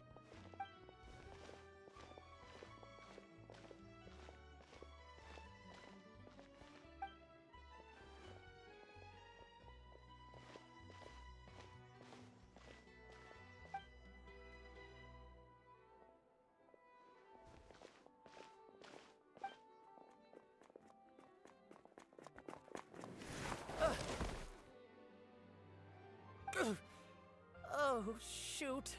Are you all right? Oh, jeez. I'm so sorry. I was so focused on selling these papers, I wasn't... Well, let me make it up to you at least. Here, take this paper. On the house. Oh, you don't have to give us anything. Please, I want to. It's not like I'm short on supply. It's my fault, really. I was just trying to bring home some extra mora for the family, but I bit off more than I can chew. What's going on here? Nothing much. I just ran into your friend here on accident. Hold on. Of course, I'm happy to compensate you with mora, it's just... I'll take 3 papers. Here. Oh! Thank you for your patronage. May the Archons bless... If only I had the chance to run into such generous customers every day. I should probably just take on a smaller inventory though, right? I'm getting married soon, so... Well, now that my affairs are settled, we should take the boat back to Poisson. We've even acquired some... Actually, why don't... Paimon just realized how hungry she is. She can't head back to Poisson. It appears you two are under the impression that delaying our return will somehow alter the situation in your... That being said, I could be persuaded to give Linny some extra time. I just have... If you agree to my request, I'll even answer some of your questions. You're quite curious about Claire V. Wait, why are you being so generous all of a sudden? You overestimate yourself. You don't have the talent for... The most important consideration in a negotiation is that both sides receive something wonderful. Here it is. When the time comes, make the choice that you deem most appropriate in the situation, and lend your help to the House of the Hearth. Okay, sounds normal enough. But what do you mean, when the time comes? When is that supposed to be? That is for you to decide. Then we have a deal. Follow me.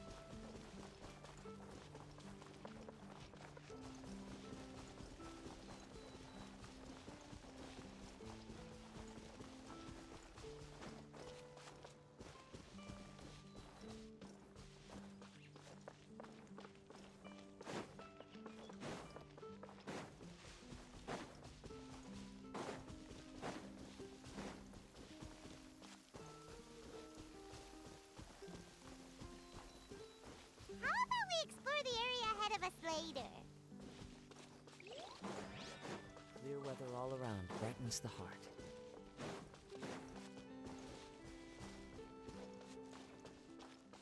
Time to go.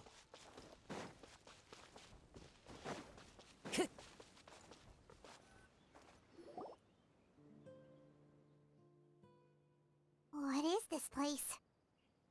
Somewhere long forgotten by everyone. It used to be a grand building. Now it's nothing more than a pile of rubble. No one comes here anymore, nor does anyone care about what once happened here. Although, this place does have something to do with the story I'm about to tell you. It was before I became a Harbinger, and before Linny and the others joined the House of the Hearth. Due to certain events, I first killed Clairvy and then her mother. And this is where it all happened. You were the one that killed Clairvy? Patience now. Allow me to explain Clairvy's side of the story first. I'll start from the beginning. Clairvy was 6 years old when she was brought by her mother, Crucibina, to live in the House of the Hearth. From the outside, it seemed like a fairy tale. A thriving family made up of kind adults and friendly children. Crucibina was the knave at that time, and the House of the Hearth was under her control. She was Clairvy's mother by blood, but she was also the mother to all the children in the house.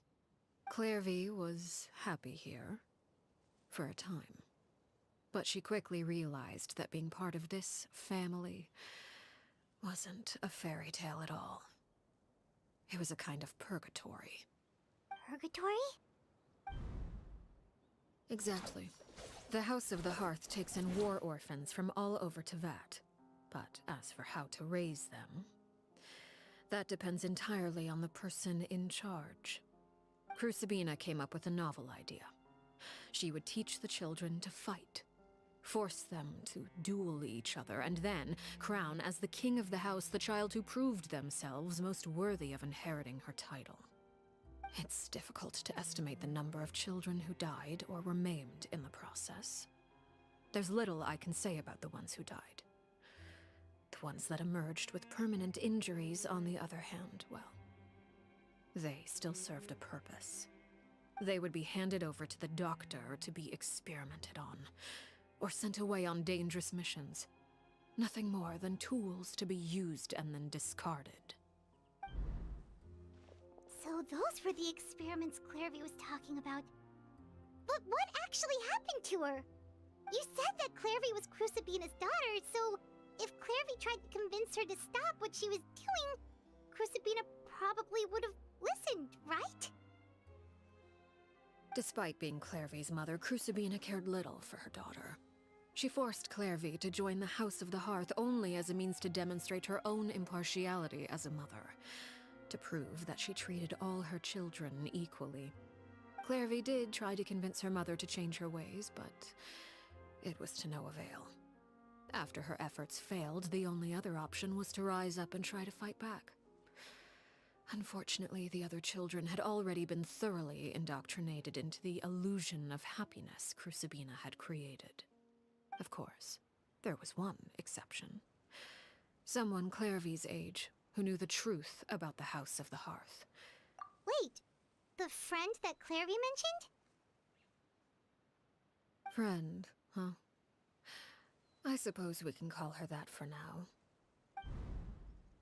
Clairvy was a cheerful and passionate person with a tenacious spirit. Perouere, on the other hand, was rather cold-blooded.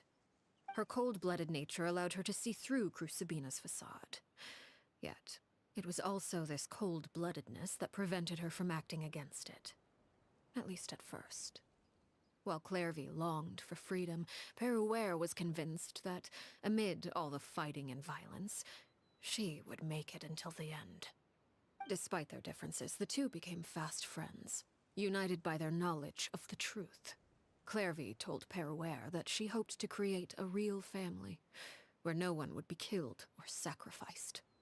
There may have been a certain naivete to her ideas, but Clairvy proved her determination many times over. She tried countless times to run away, ask for help, or expose the truth. But her efforts only earned her beating after beating. The only thing that kept her going was her strength of will. Even with her body racked with pain, she would still stand on her tiptoes and open the window at night. She and Peruere would look out at the moon together, a fierce longing for freedom shining in her eyes. But one day that light simply vanished. Oh no. What happened? Her hopelessness resulted from a culmination of things. 10 years had passed. 10 years worth of failure after failure.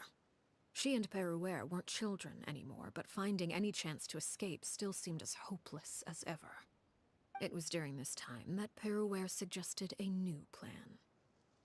If escaping was out of the question, why not take down the very person sitting on top of this throne of lies? Mother herself.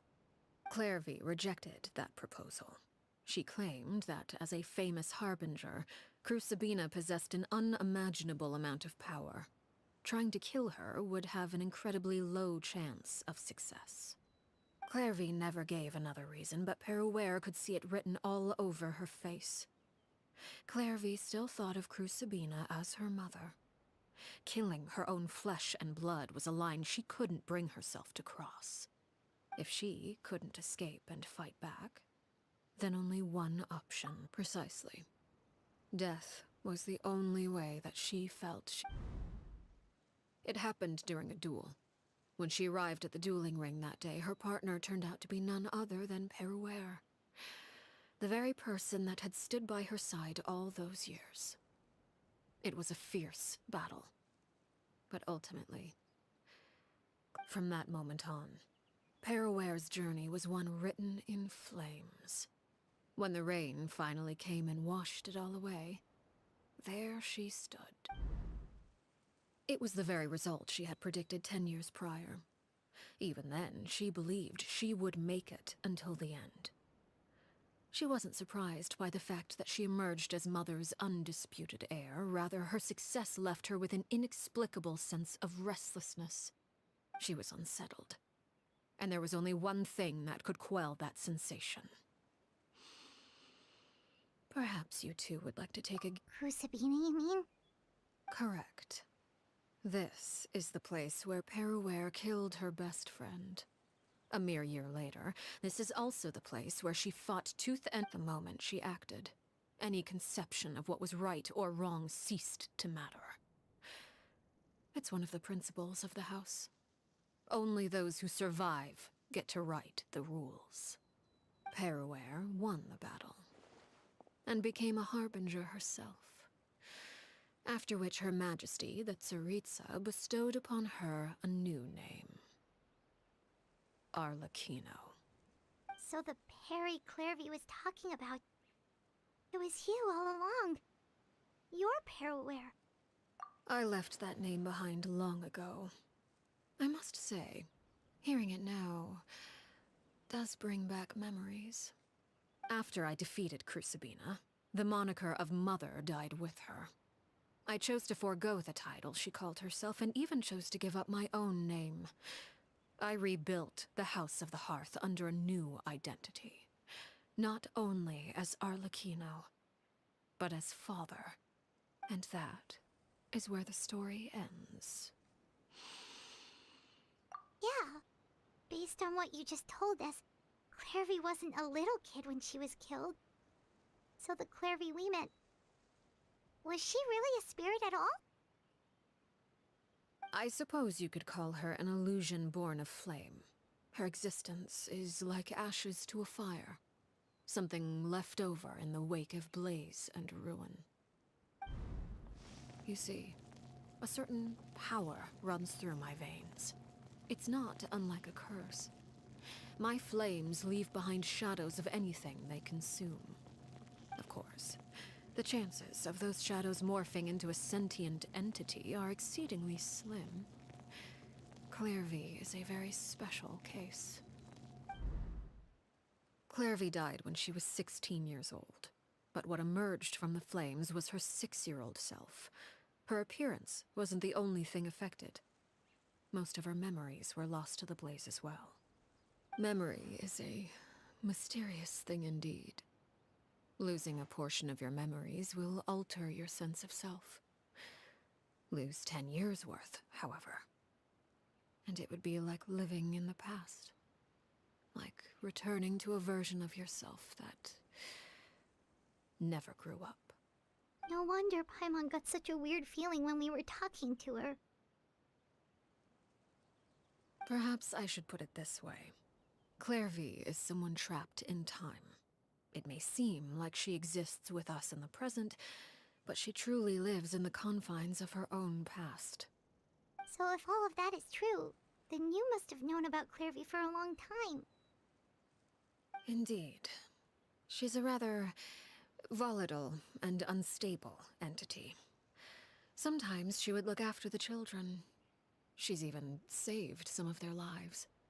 But other times, she would hide from me and become obsessed with revealing the truth about the house to anyone who will listen. Shadows don't have the capacity to learn or grow. Any new information they encounter is quickly forgotten over time. Your attempts to expose Clairvy to sunlight, they failed, yes? The reason is actually quite simple. In Clairvy's mind, the house is impossible to escape, and it is this very perception that traps her there. But no matter. All I have to do is kill her again, and all will be resolved. I don't anticipate so much as a single speck of ash will be left behind this time. Wait! Paimon can understand why you might want her gone, but isn't there another way? So what if she's trapped in her 6-year-old self? She's still your friend! At least talk to her first! It's too late for that. She broke the rules, and now she must be punished. That goes for Filial and Nantoy as well. She's had quite the effect on them. I hope you understand. The difference between Crucibina and myself lies in our formulation of the rules, not our policy for enforcing them. Upholding the rules without question is a trait we both share, because that is how a household should be run. Is this really what you want to do? Whatever could you mean? Don't you want to say a proper goodbye at least?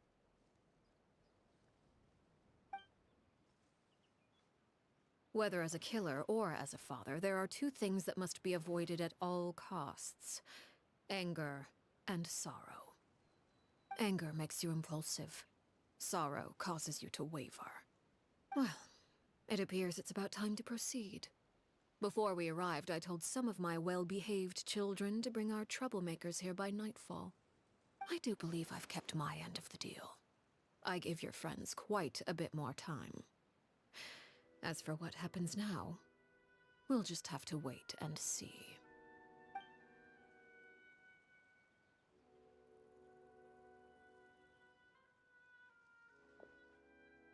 Here they are, Father. You gonna execute him? Seeing something like that would actually be a first for me. Lenny! I'm sorry. I heard about how you helped buy us more time. But I still failed. I couldn't find a way to fulfill her wish. Huh? Are you... Perry? Indeed, it's been a while, Clairvy. Perry! Shh. Stay right there. I'm sorry to postpone our reunion, but first I believe certain scores need settling.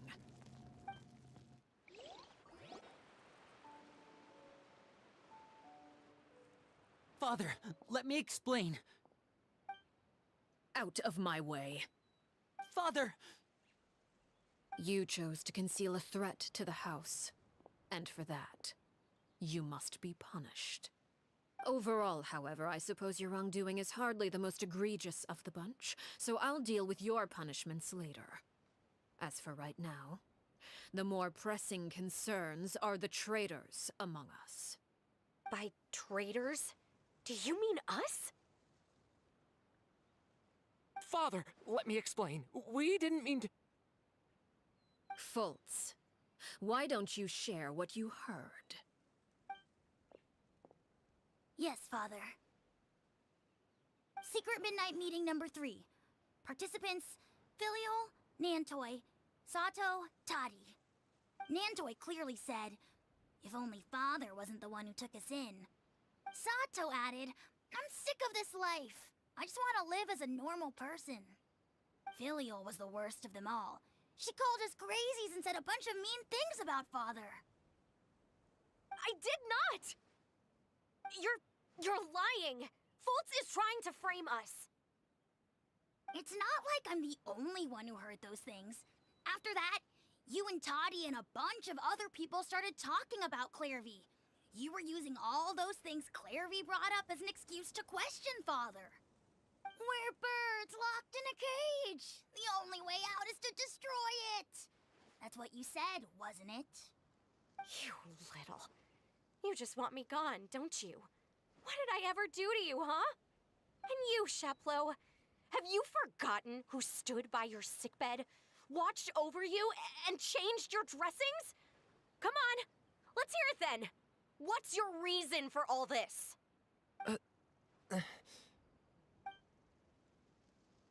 You're wrong, Filial. We don't want you to die. You're our family. Liar. You wouldn't be doing this if that were the case. So why? Why have you backed us into a corner? We all live in the House of the Hearth. You know the type of work we do, Filial. A single betrayal can cost dozens of us our lives. It's not like it's never happened before. That kind of thing is hard to forget. That's why the House of the Hearth cannot tolerate any form of betrayal. Ever since we came to Poisson, you've had 7 secret meetings. A lot of the things you talked about really crossed the line. You've been spying on us for half a month? Wait a second. Now that I think about it, the move to Poisson was just a way to make it easier to spy on us, wasn't it? Because we were all in one place. You've had this planned all along. Filial, Nantoi, I'm sorry.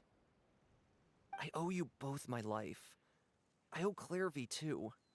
If it weren't for all your help after I got poisoned, I wouldn't be standing here today. If this were any other situation, I would do anything to repay that kindness, even if it cost me my life. But rules are rules. I'm sorry. My hands are tied. Why? Why?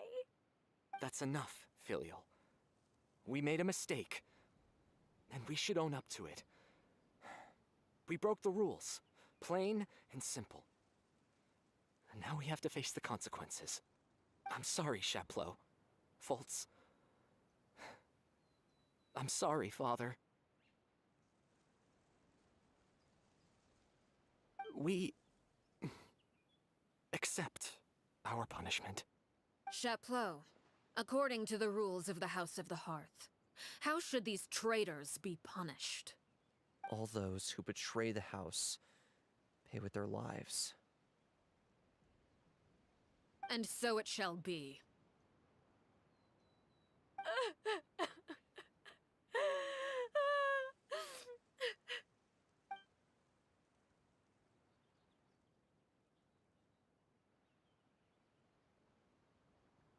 Father, please wait!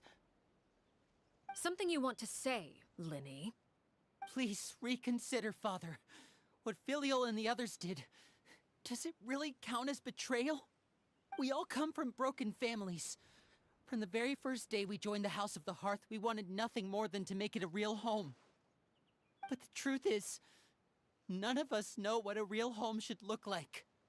I'm not saying I have all the answers. All I know is this. Killing Filial and the others may uphold the rules, but doing so will only bring us further away from being a real family than we've ever been. So please, Father, please, reconsider. I agree with Linny. Father, please. Linny, you...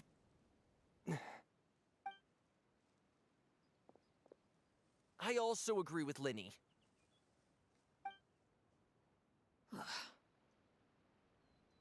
An order once given cannot be rescinded.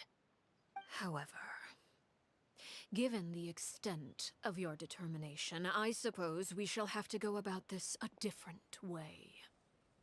Draw your weapons and face me. Our weapons? Father, are you referring to a duel? Precisely.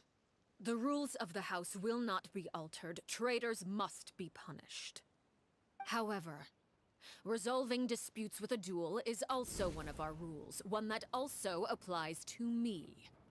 Demonstrate a sufficient showing of strength, and I shall offer a concession. Wait. Beat Father in a duel? Impossible. Father is way too strong, even for Linny.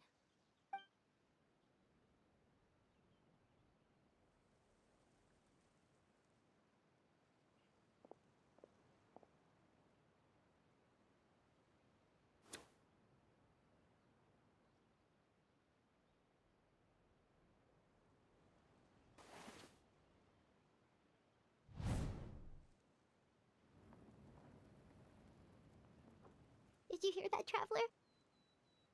Lenny and the others have to duel the knave. What should we do? Can they really win something like that? If they lose, those people from the house are really gonna be executed. Hey, are you listening?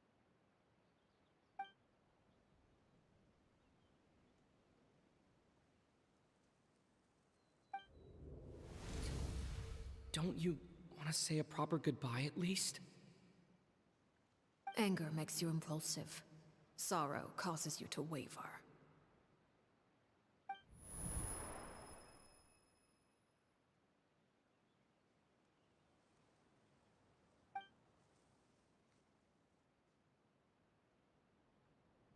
Oh. Looking at that expression on her face, she seems really serious about this. Guess that means there's no chance she's throwing the duel on purpose, huh?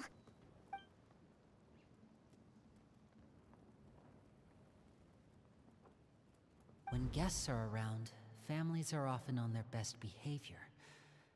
And any disputes are less likely to escalate. When the time comes, make the choice that you deem most appropriate in the situation, and lend your help to the House of the Hearth. What's wrong, Traveler? Hey, where are you going?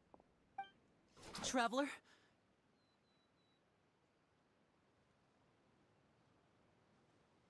You're asking to join the duel against the knave?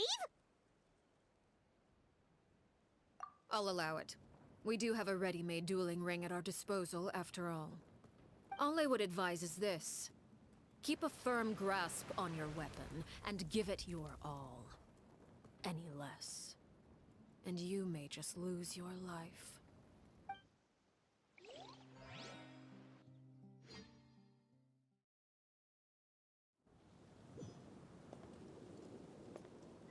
Time to go. Is it my turn now? Go, Barbara, go!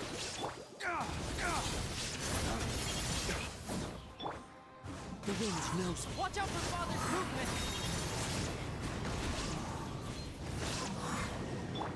Inazuma shines eternal! Flames, purge! Is it my turn now? With these rising flames! Father's even stronger than I expected. Now that's more like it.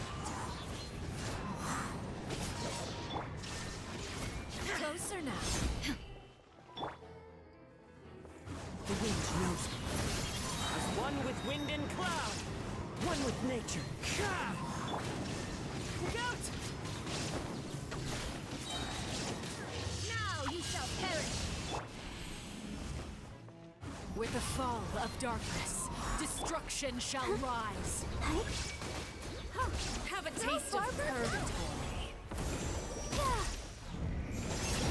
And voila!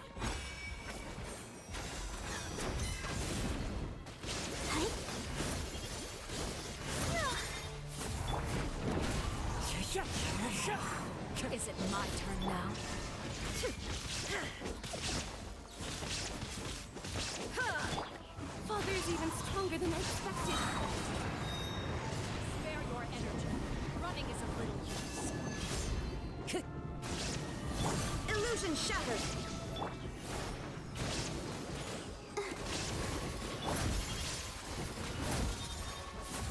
The wind knows me. I really have to draw my blade. Then...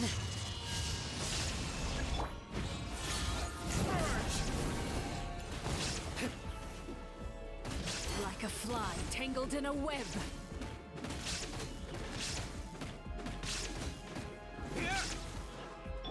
Watch out for Father's movement! Proven to be a worthy opponent.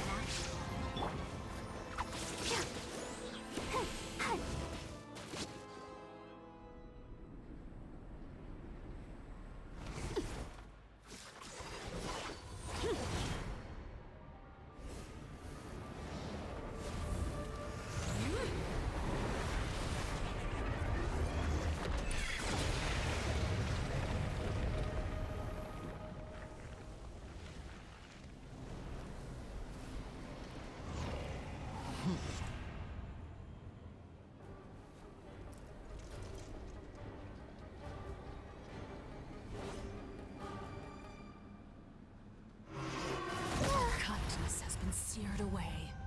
My blade is all that remains. One with nature. Watch out for Father's movements! Look out! Time to go. The wind knows me. As one with wind and cloud. One with nature. There is no escape. Ha! Ha! Now's our chance! Over here. Let's see how strong your resolve truly is. Touched. Who's next?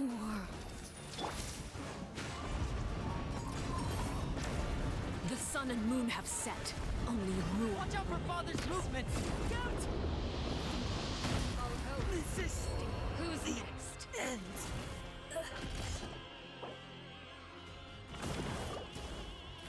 Ready, steady, go!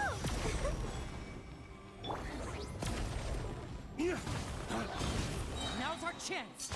Over here.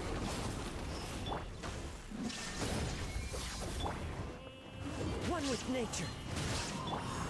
Let the show begin. Suntown is only the beginning. Into the wind. Watch out for Father's movements! Look out!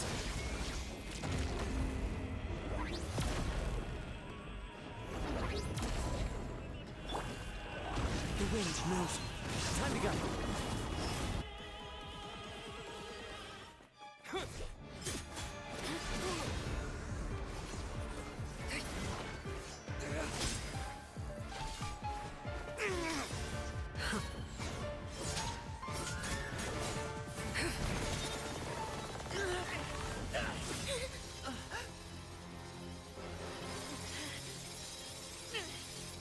You should know better than to crowd in one place.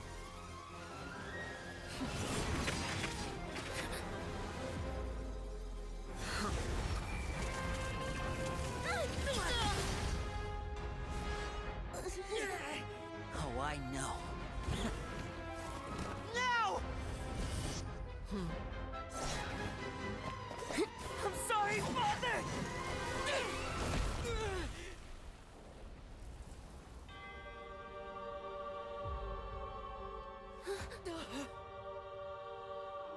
Sorry for what? This pitiful excuse for an attack.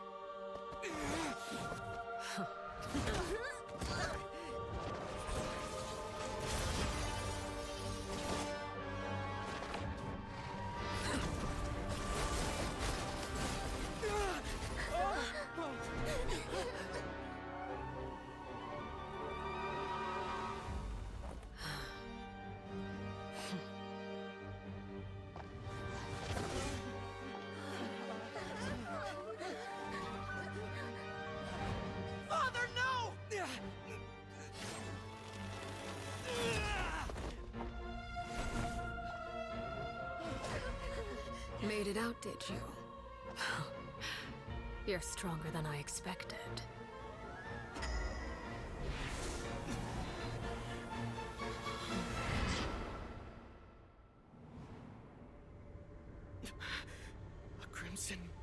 alone? I can't move.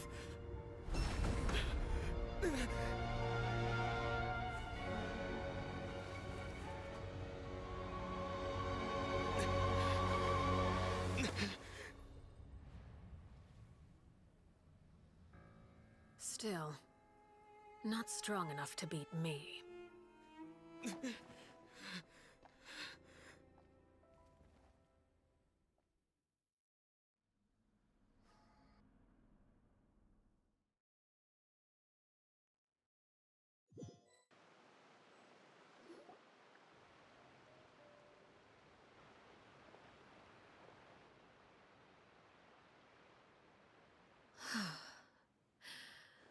I believe we can end things here.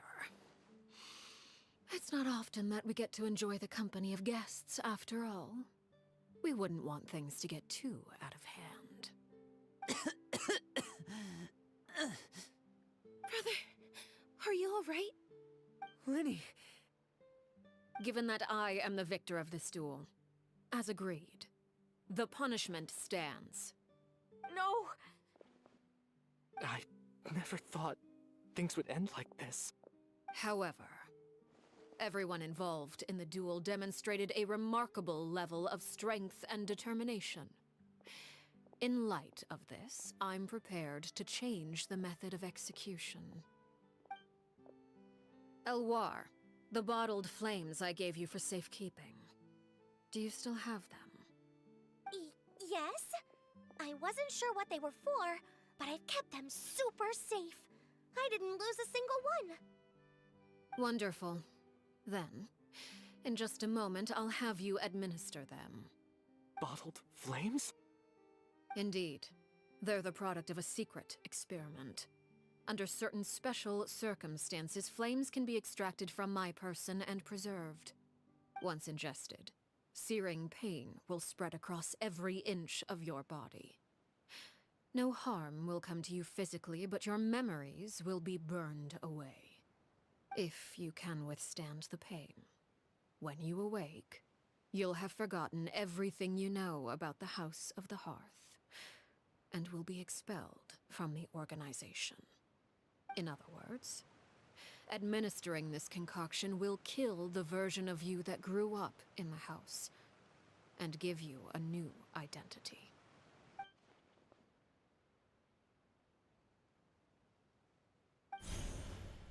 Memory is a mysterious thing indeed. Losing a portion of your memories will alter your sense of self.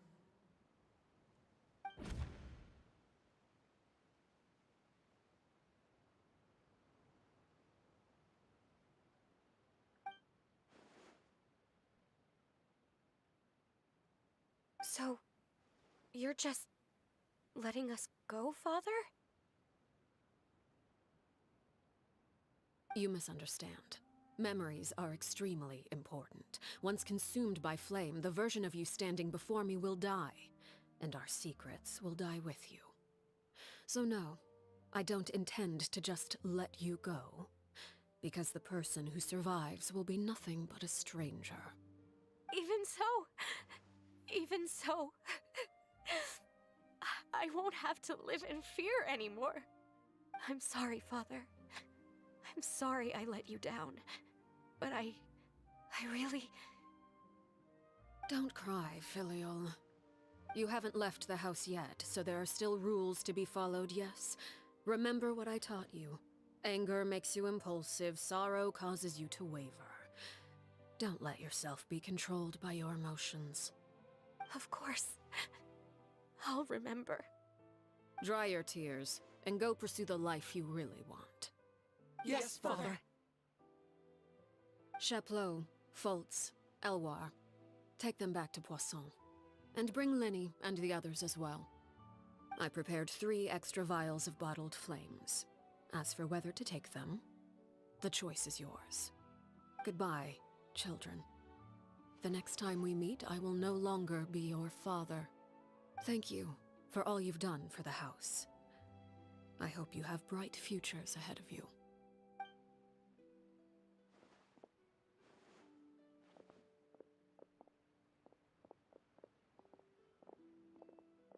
Father.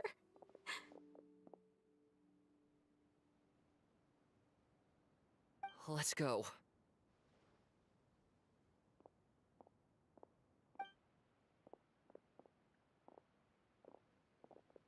Here, grab my arm, Linny. I'll help you walk back. Thank you.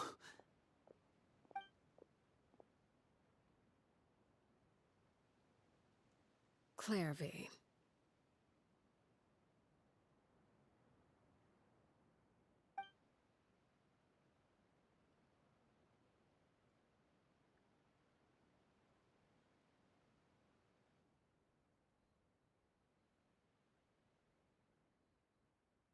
Can we talk now? I've been waiting for a super long time. You really are Perry, aren't you? I haven't seen you in so long. How come you're all grown up? Wait, did I somehow travel to the future on accident? Or am I dreaming? What a long dream. Neither. You died, Claire V. That's what happened. You could have at least sugarcoated it a little. Look, she's done speechless. Oh. Okay then. Huh? That's it? You accepted it just like that? Yep. If that's what Perry says happened, then I believe her. Perry wouldn't lie to me. Plus, I don't really need to know why I'm like this. I'm more curious about what happens in the future. If you're a Harbinger now, Perry, that means Mother is gone, isn't she? Can you tell me about it? I want to know what happened to her. And to me. You never stopped trying to defy fate. At first, no one believed you. You could only vent your frustrations to the moon. In fact, you often sought comfort in the night sky. You wanted to see the aurora, so one night we promised each other we would go to Snezhnaya to see it together. Later on, you tried to run away, but you were brought back each time. Mother spared your life, but it wasn't out of kindness. Instead, she decided to make an example of you by slowly torturing you over time. That way, the other children would know what happens to traitors. Still, you never gave up. Mother hoped that through ruthless duel after ruthless duel, she would be able to crown an ultimate victor among the children she raised. But you called on everyone to unite, to fight to a draw in order to reduce casualties. Your efforts may have only delayed the inevitable, but still. You gave them hope.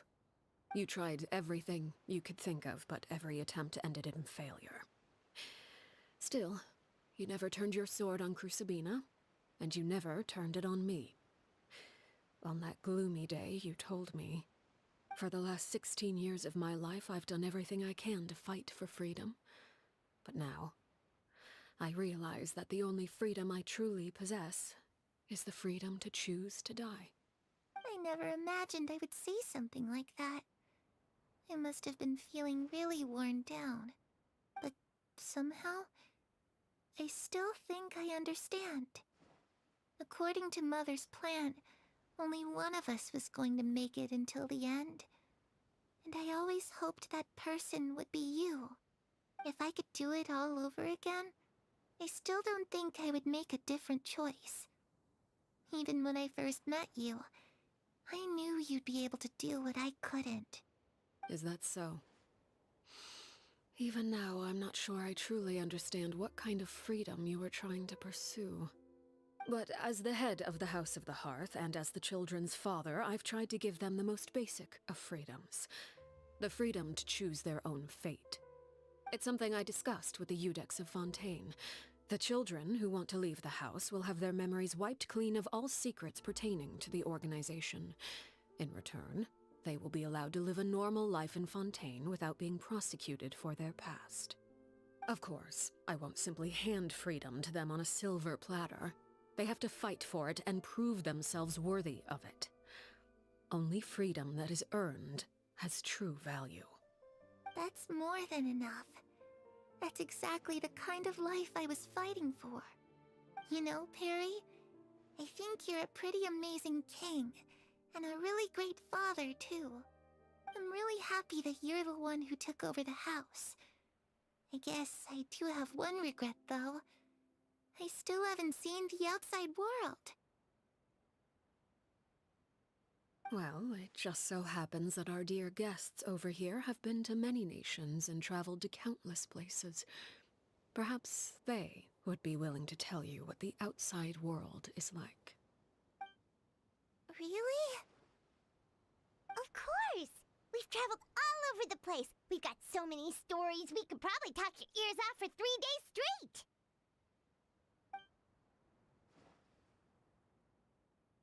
You know, I used to dream of being a bard. Playing the lute while singing into the winds of freedom. Even if there was no one there to listen, I would have continued to sing no matter what.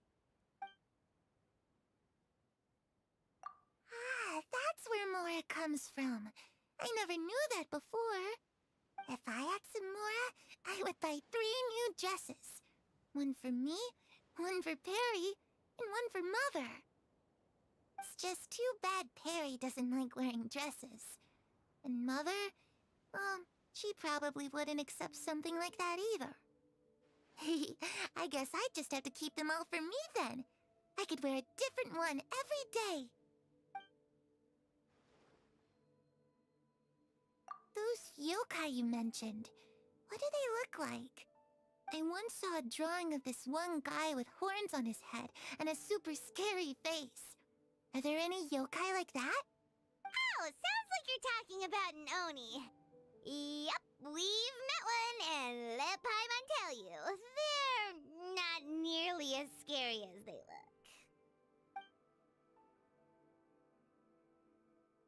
I was always too afraid to skip Mother's fighting lessons. But at the academia, I bet you could do all sorts of secret things in class. Things that have nothing to do with studying. I'm just kidding. Being able to study whatever you want without having to fear for your life actually sounds pretty great.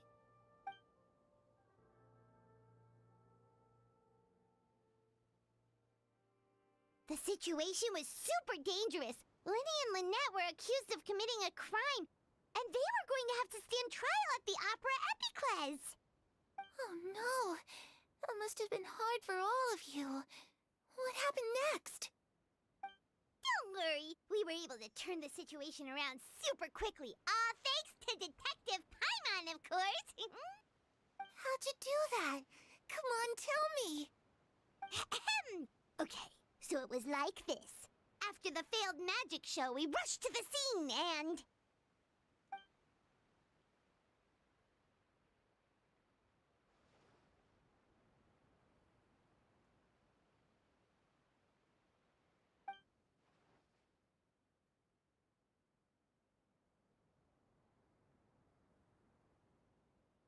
Shadows don't have the capacity to learn or grow. Any new information they encounter is quickly forgotten over time.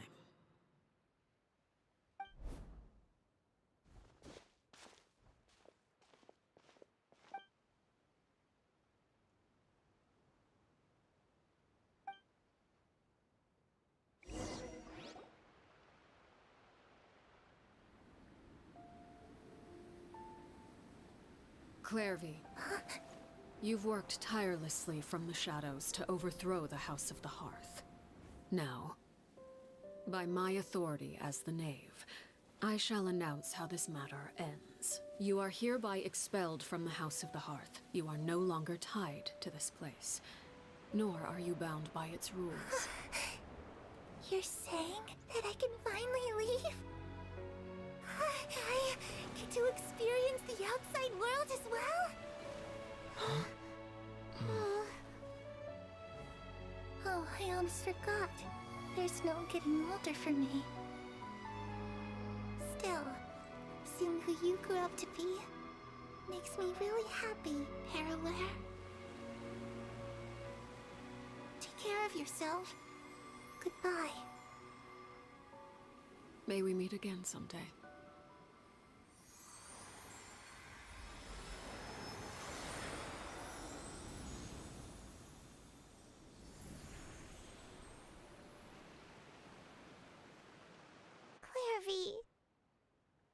left so soon. Paimon didn't even get to finish her story. I also have certain sentiments left unsaid. I wanted to tell her that the aurora I saw in Snezhnaya was just as beautiful as the ones in the pictures. But a shadow's memories reset at dawn. Had we delayed any longer, we wouldn't have had the time to say goodbye. Whatever regrets may linger, let them be lost to the coming of a new day. Father? It's Linny! Hey, Linny!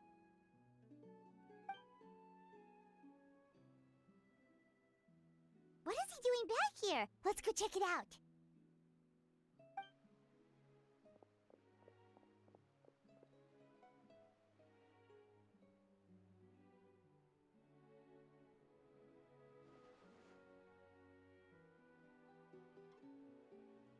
Father, the bottled flames have been administered.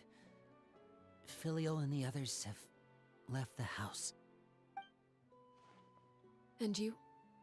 What have you decided? Thank you for giving us that choice, Father. But we never wanted to leave the house. It's the only home we've ever known. Lynette and Fremine feel the same way. They're recuperating back at the Hotel Bouffe d'Été. But I decided to come back and tell you where we stood. I'm sure you're well aware of the expectations I have for you. I want you to follow in my footsteps and become the next king of the house. Yet you seem to have different ideas. I must admit, I'm rather surprised by your decision to stay. There's nothing wrong with choosing to live a quiet life. Leading this organization is a heavy responsibility, one not so easily carried by someone forced onto the throne.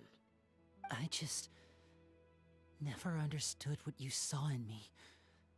What made you believe I was deserving of that throne? You're brave, talented, and, most importantly, you cherish your family. You would do anything to protect them, even if it costs you your life.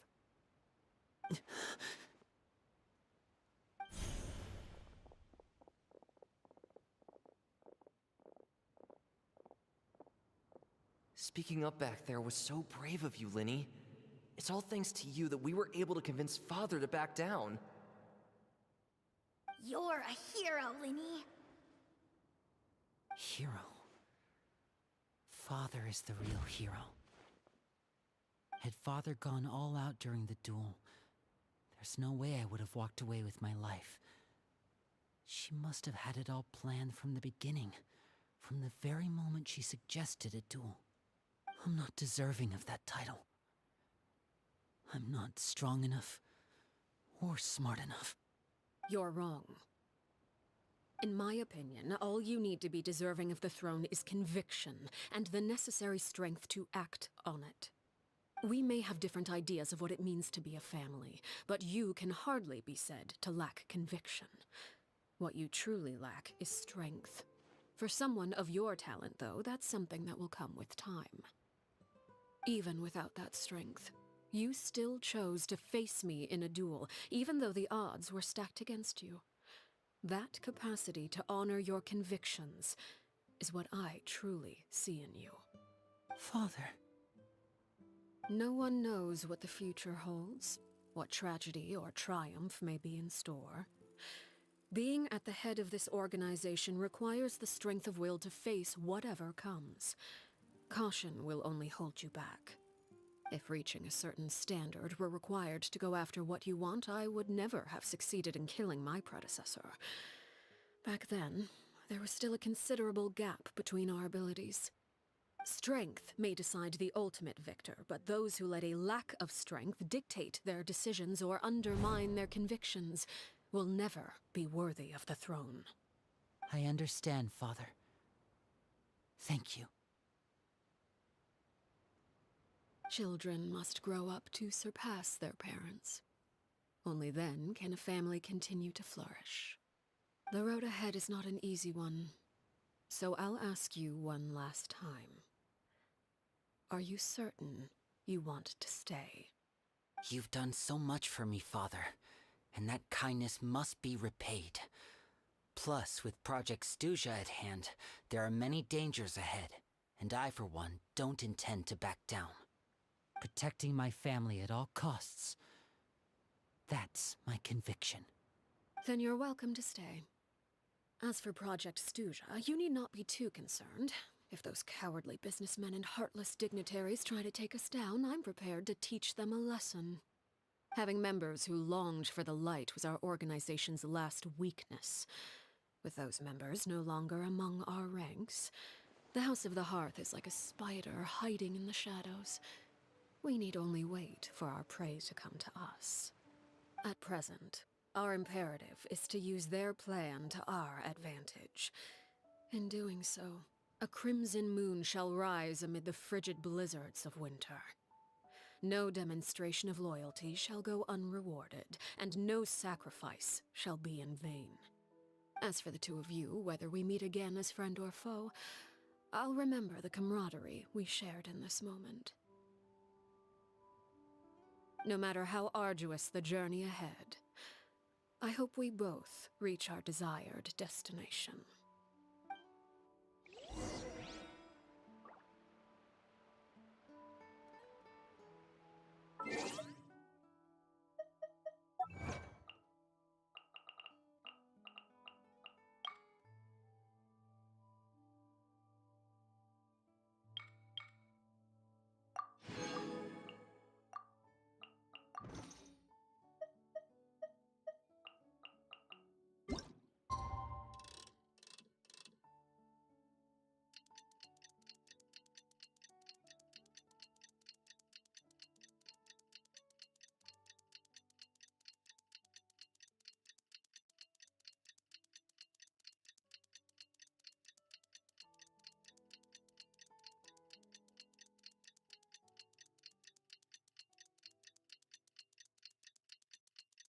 Didn't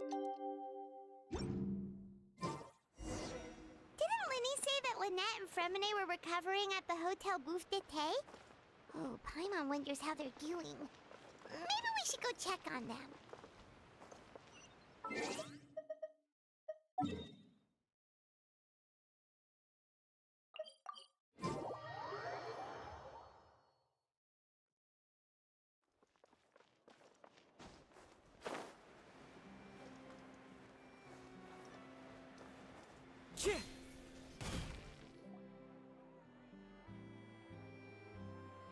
Lynette? Fremine? How are you feeling? Much better. Whew, what a relief! What about you? Are you feeling alright? I knew you'd come out unscathed. Us, on the other hand, well, we've been bedridden for 2 days. Oh, and I wanted to ask, Linny and the other members have left Poisson and returned to the House of the Hearth. According to him, there have— I see. I'm glad. Father came to check up on us 2 days ago and told us about what happened with Crucibina and Clairvy. Wait, what? You've met the former— Crucibina died a year after Clairvy. It was during the year between their deaths that I joined. Crucibina had an extremely cruel and radical way of doing things while she was alive. When I joined, though, the experiment she valued so much had already come to an end, and all the people involved, dead and injured alike, were gone. A couple of months after I joined, Father killed Crucibina and burned all her files. With that, Father took in Lenny and me a couple months after that, but she never mentioned anything about— It really seems like something she was planning. The last time you talked to her, did she mention why she kept it a secret for so long? She said she didn't want us to be affected by the darkness of the past.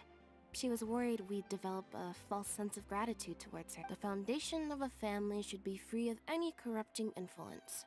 Whatever happened in the past, it has nothing to do with who we are now. And that's what Father told us in the end. but I still thanked her for everything. It was only after hearing about what Crucibina did that I finally... If Father hadn't taken over the House of the Hearth, I probably would have already... Father rarely brings up the fact that she saved us. She doesn't believe that being indebted to her should be what but even if we didn't owe her anything, we would still choose to stay. We may have arguments or times when we feel wronged. Some people may even choose to leave. Whether the path before us is bathed in sunlight or shrouded in shadow, so I wanted to say thank you for helping us make it through this crisis. Oh, we didn't do anything, really. Of course. You're welcome anytime. Are Filio and Nantoyo I actually saw them at a cafe They didn't recognize me. From what I could tell, they seemed happy.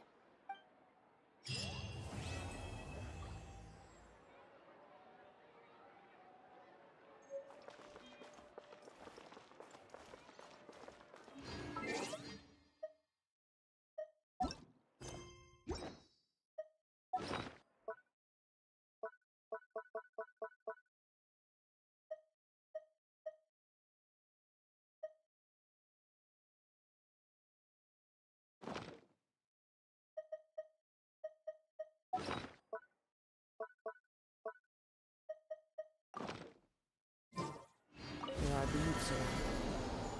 And I noticed.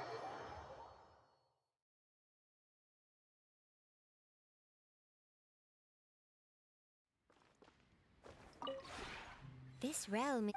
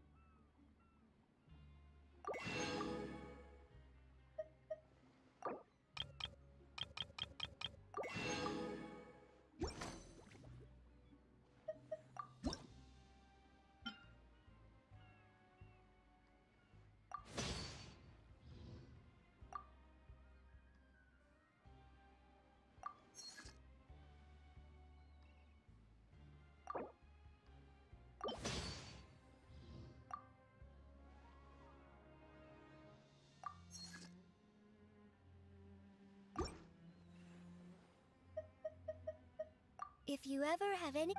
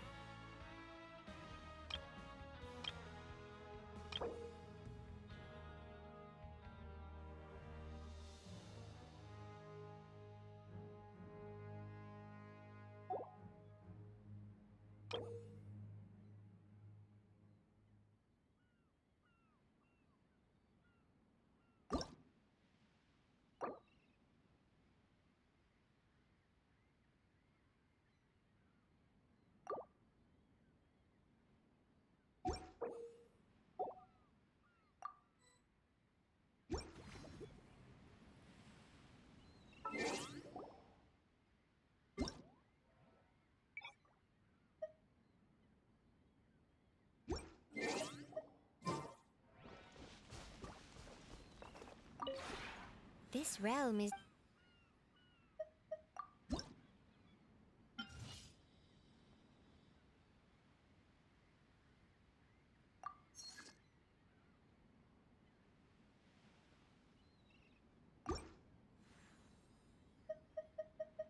If you ever have...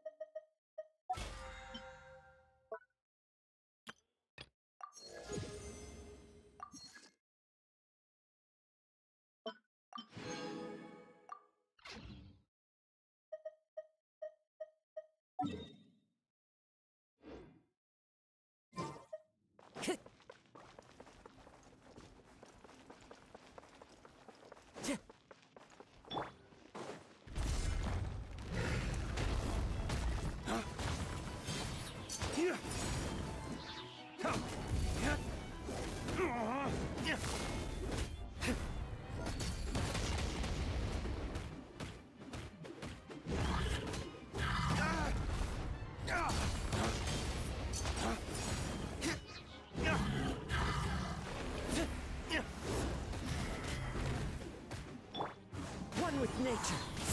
Illusion shattered. Let's dance.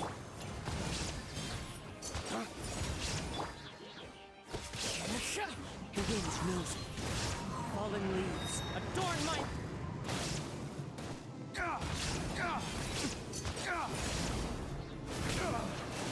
Flames, purge!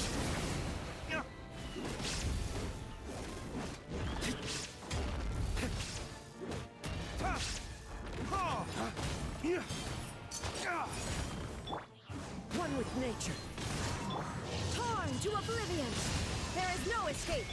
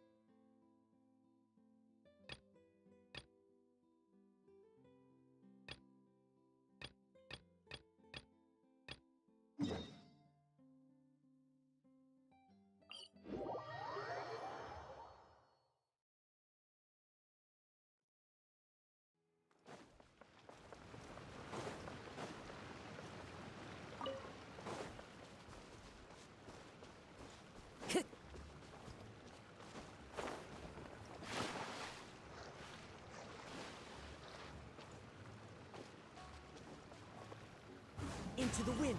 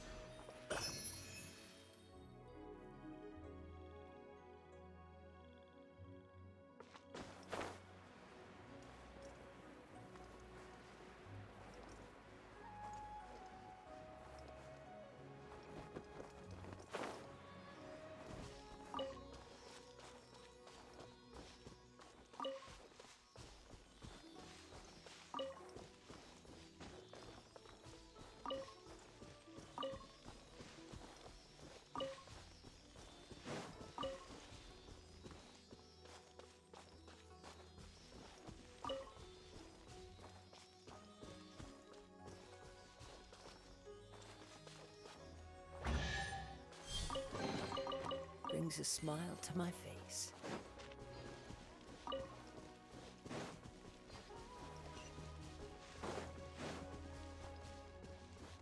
I follow the wind.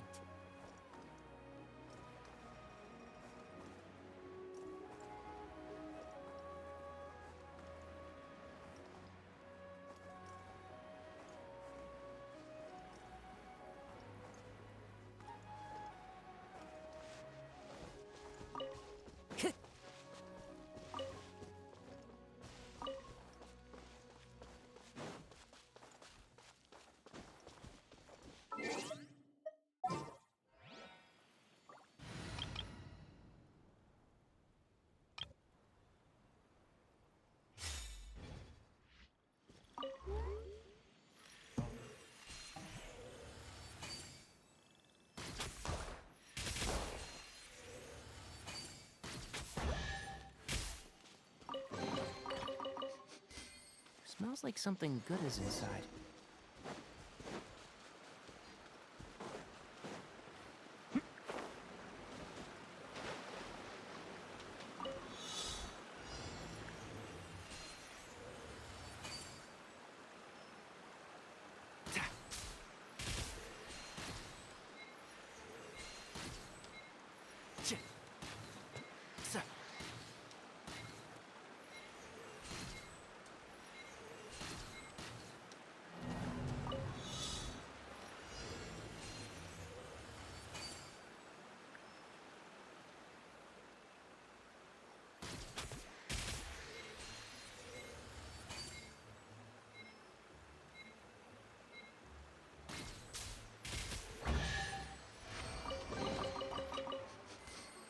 Smells like something good is inside.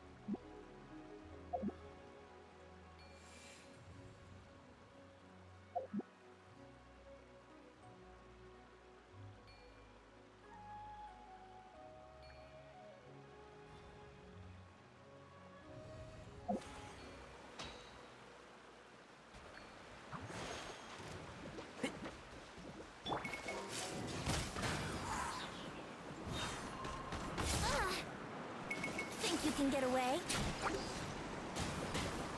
And Shroud! I hear everything!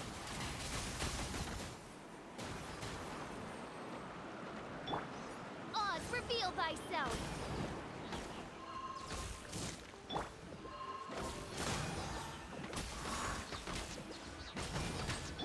Blaze over! One with the forest! I'll uproot you! Time for takeoff. Wings of darkness! Come, sever night from day!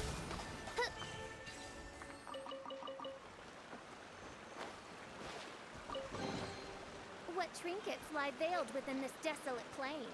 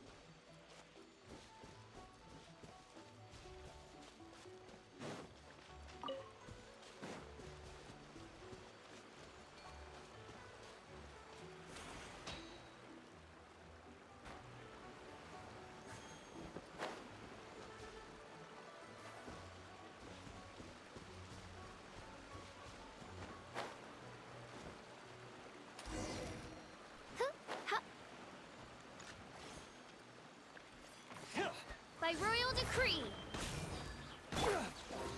Wouldn't gliding be faster? Let's play! Think you can get away?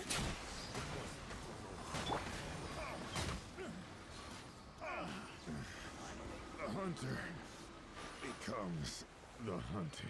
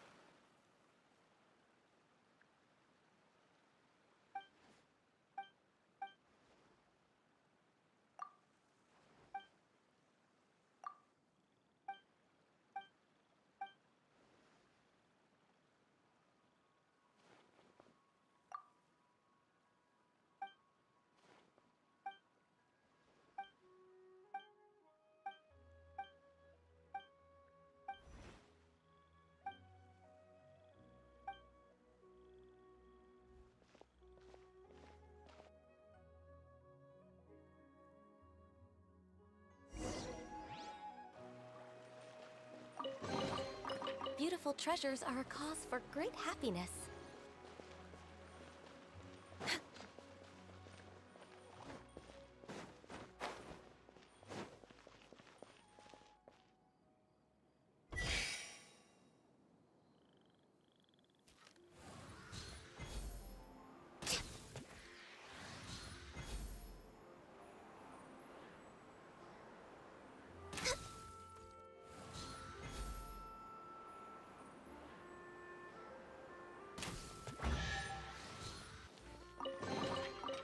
beautiful treasures are a cause for great happiness.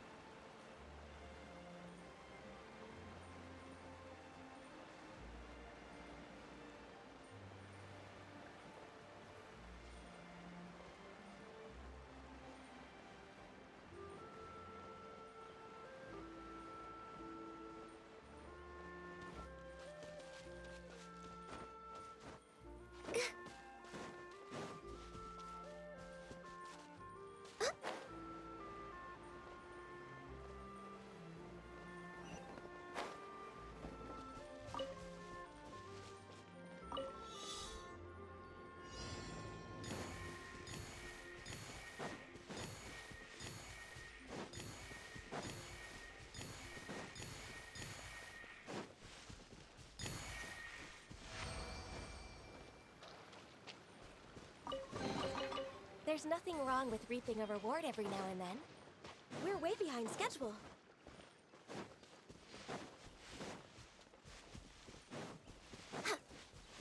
We're way behind schedule.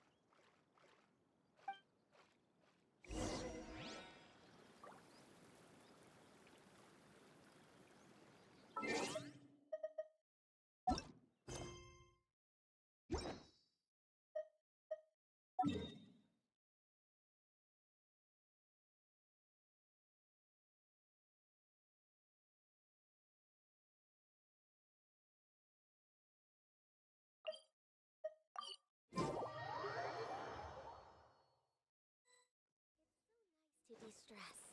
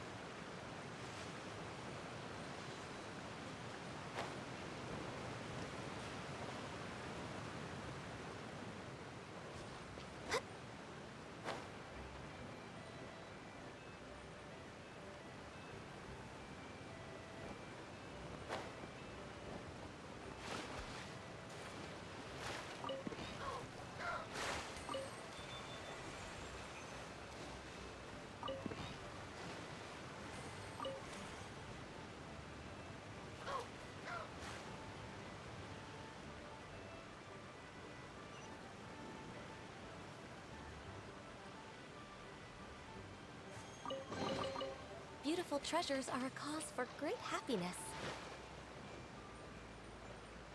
Rex Lapis, I am sorry.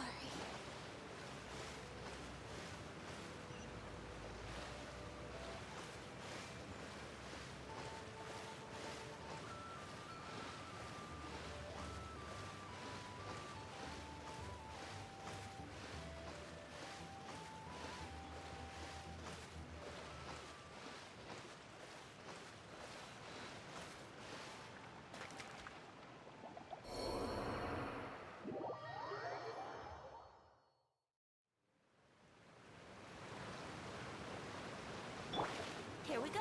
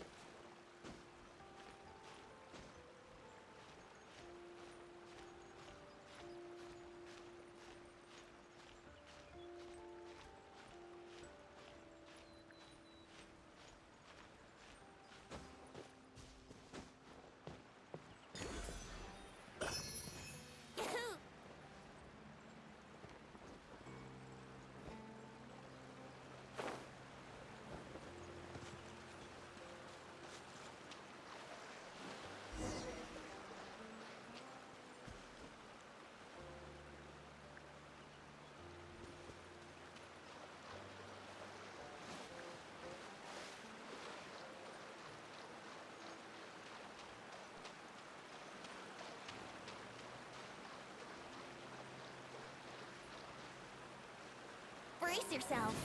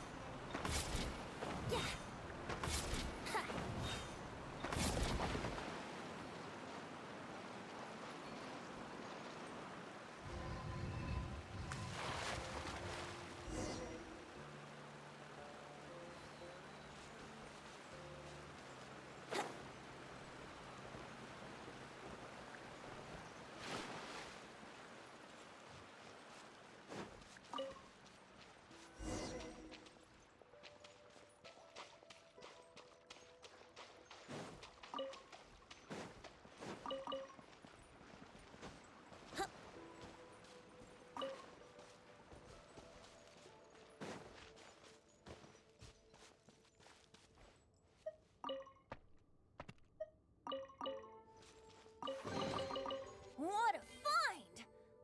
What bottles this'll be worth?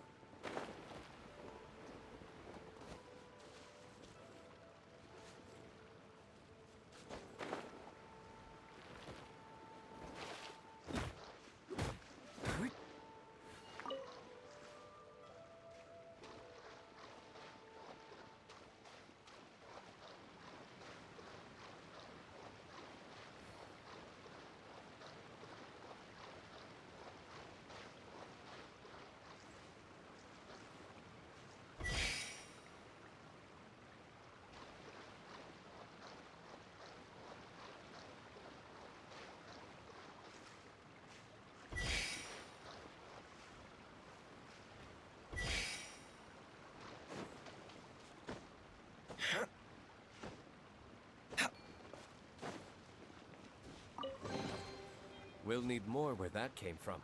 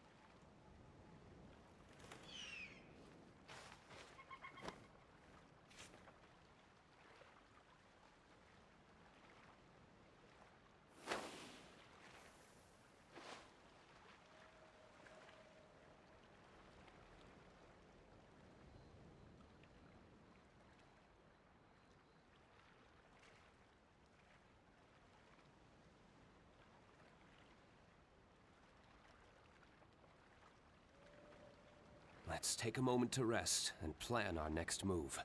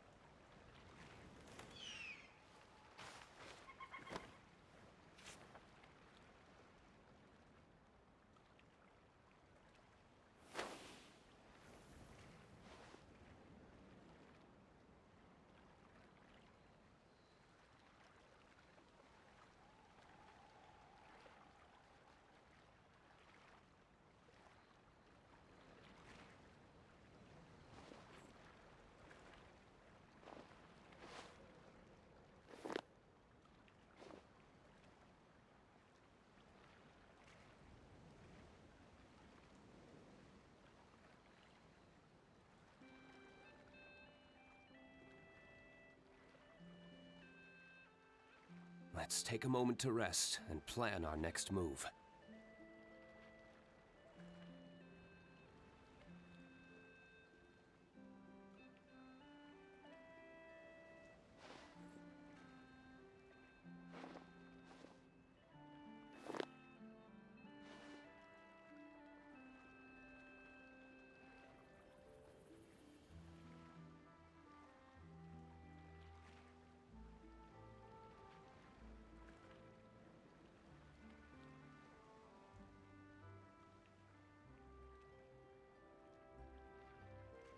Every course of action has its risks. Be careful.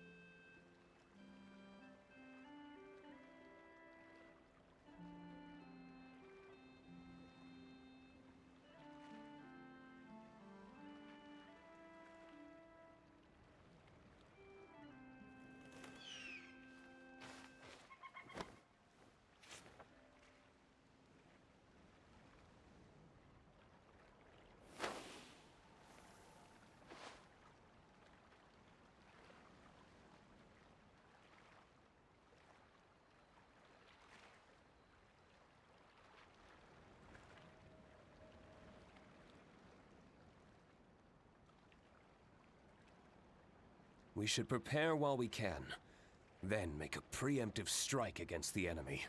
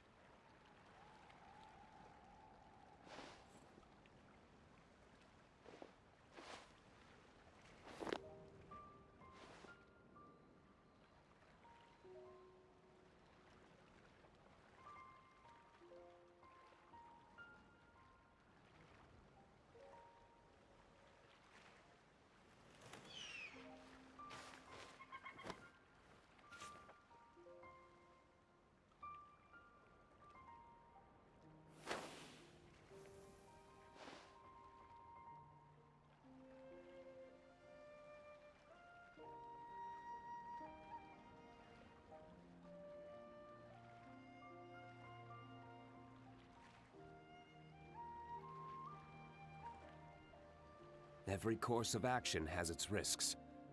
Be careful.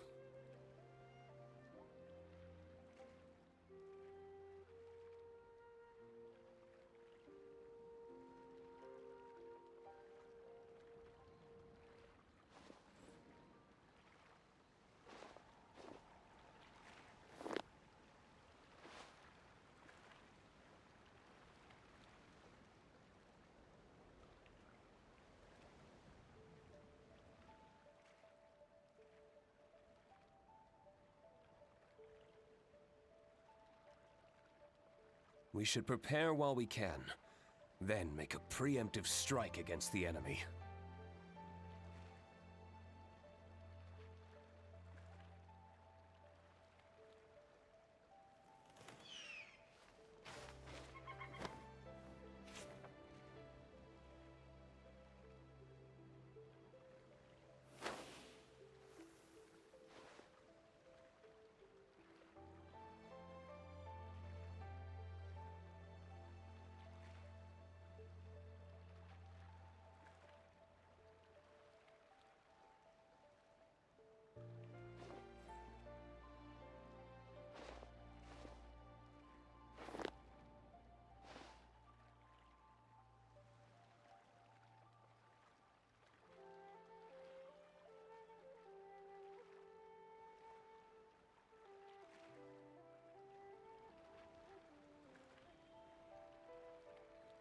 We should prepare while we can, then make a preemptive strike against the enemy.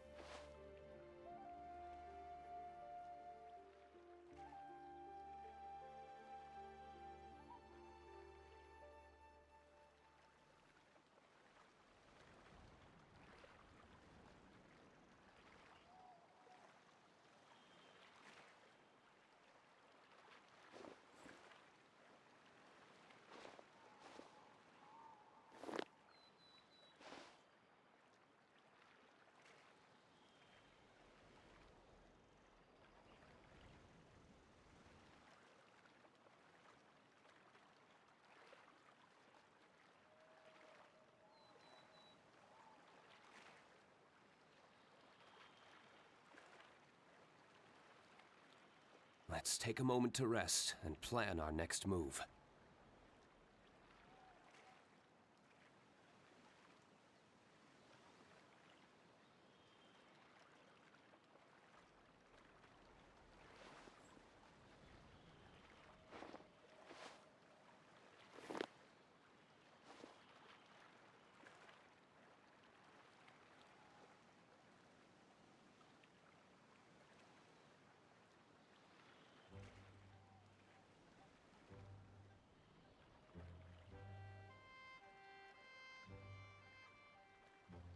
We should prepare while we can, then make a preemptive strike against the enemy.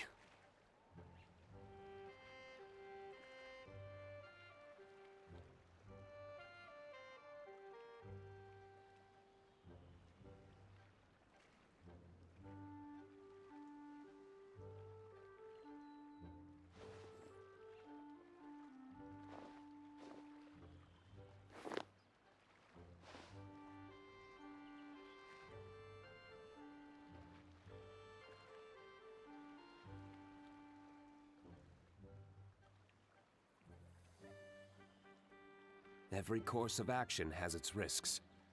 Be careful.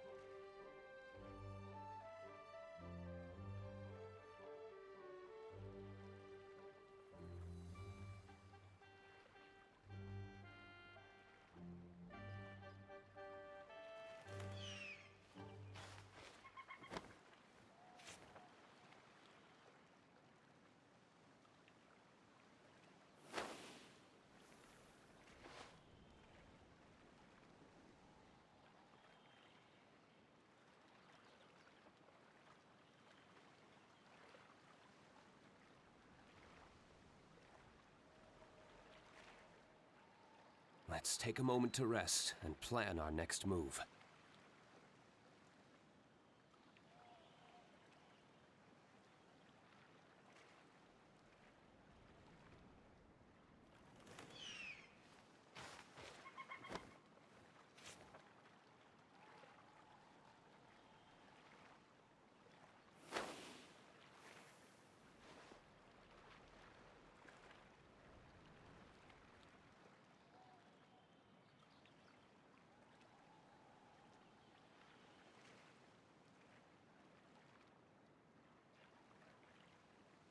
Let's take a moment to rest and plan our next move.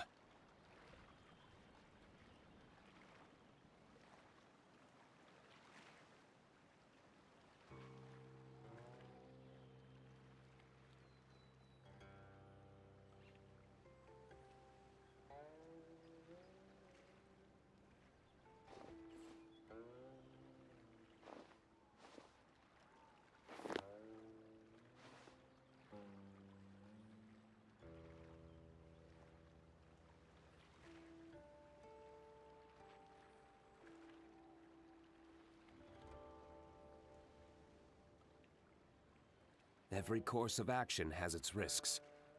Be careful.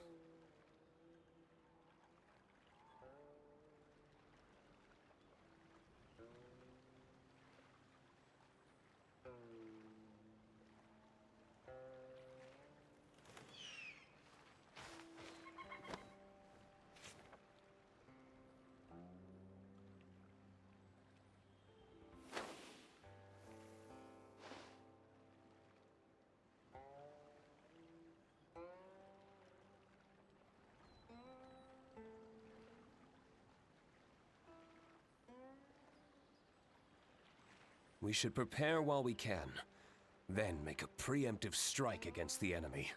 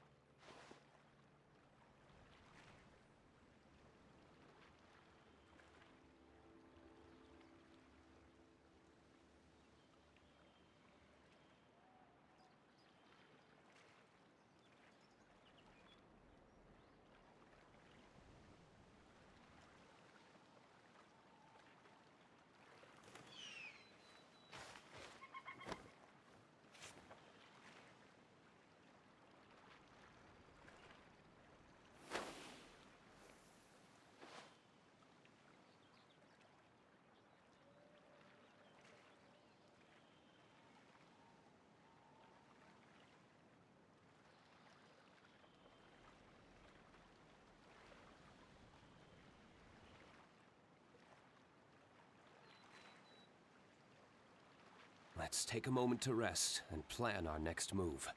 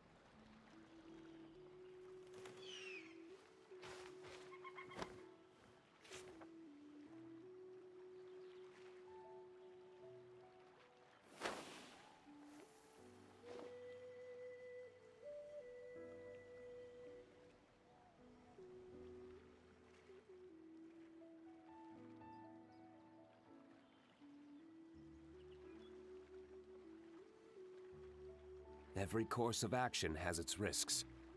Be careful.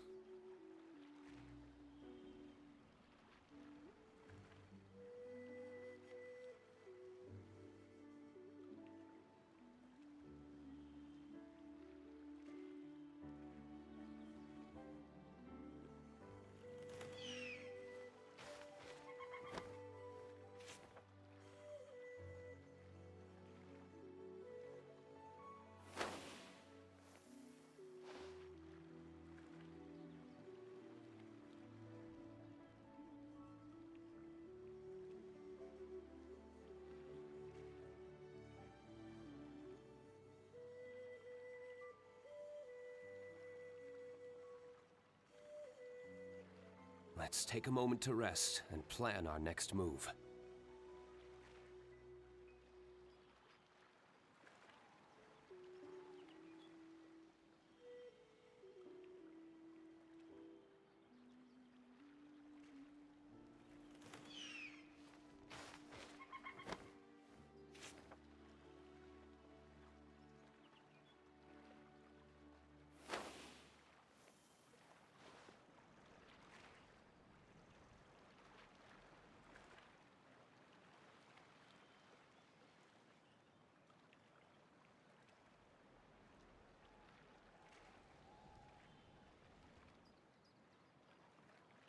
Let's take a moment to rest and plan our next move.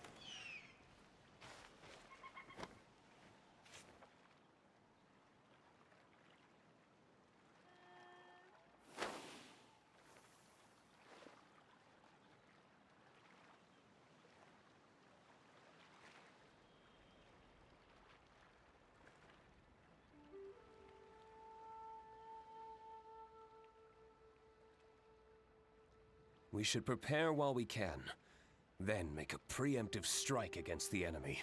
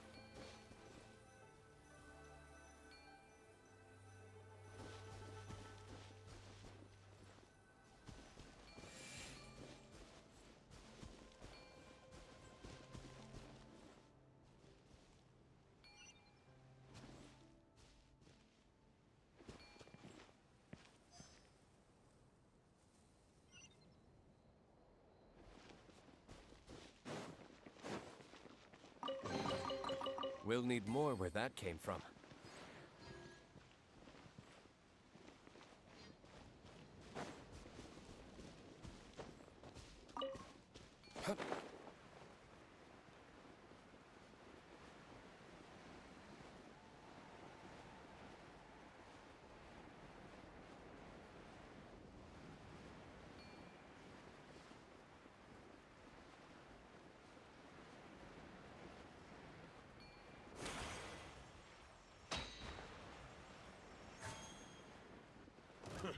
A new job. The wind knows me. That was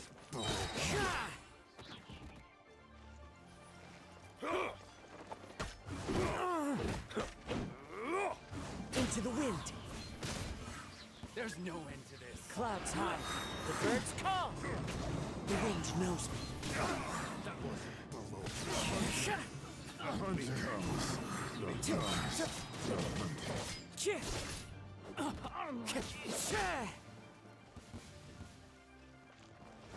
One with nature.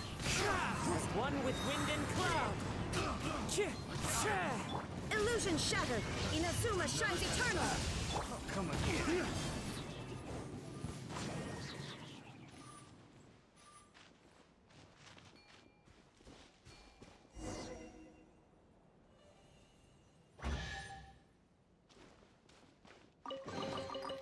I suppose this will do.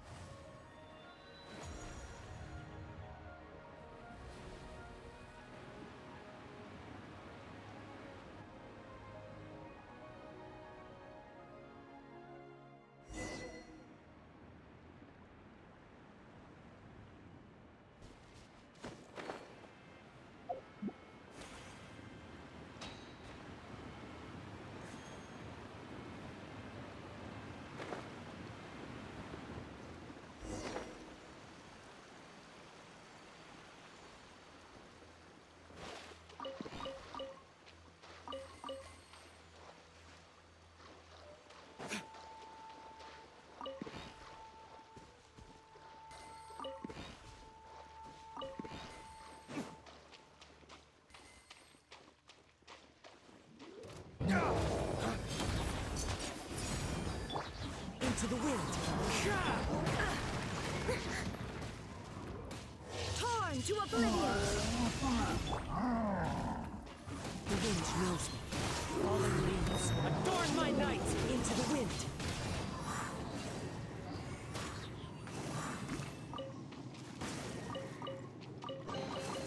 Brings a smile to my face. Time to go.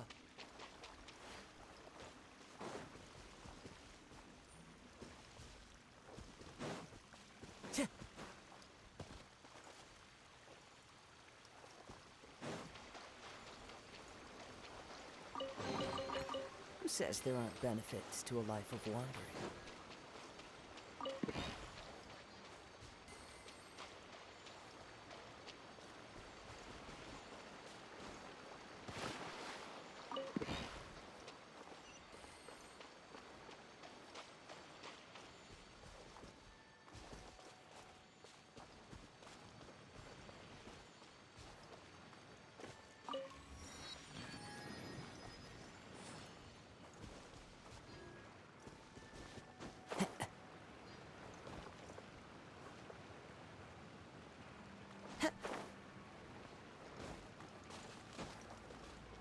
Follow the wind.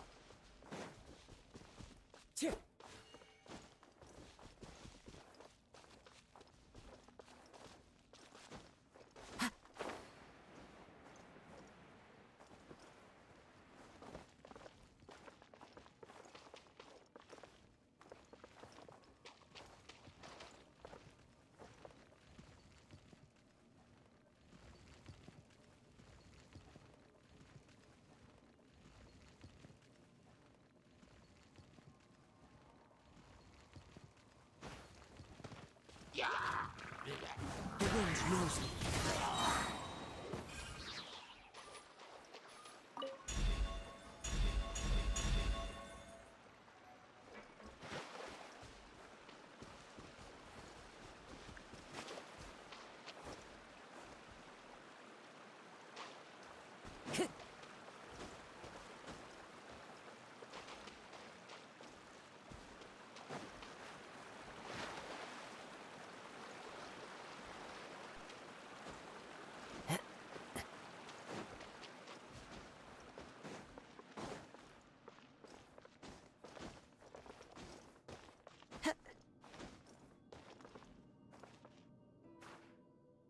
Into the wind.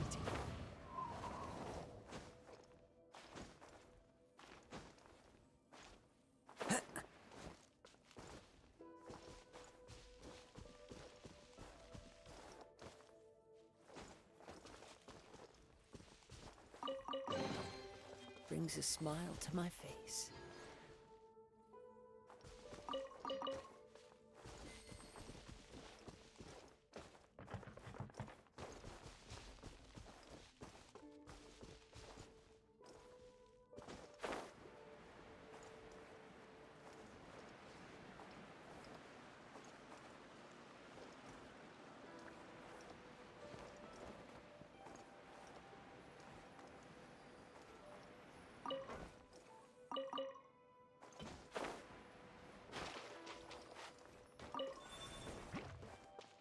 The wind knows me.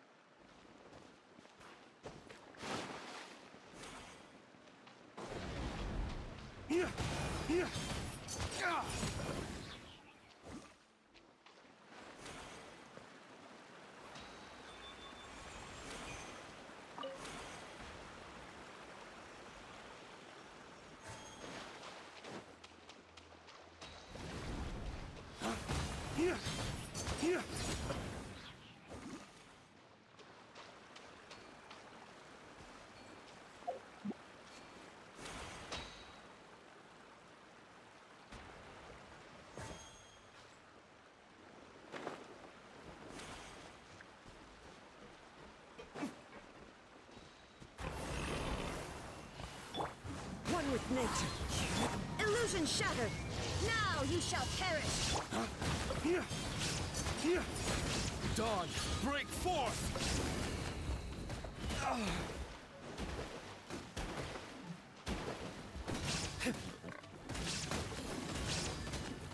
Damn you!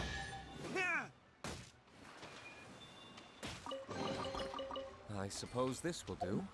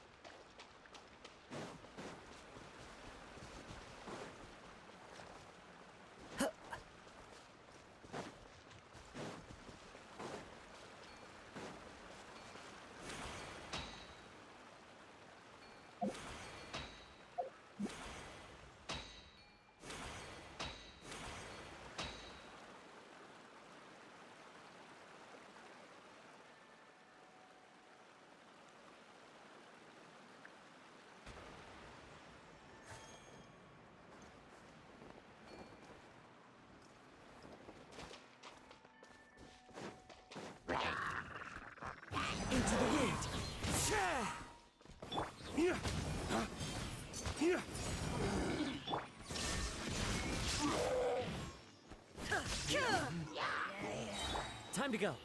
One with nature. As one with wind and cloud.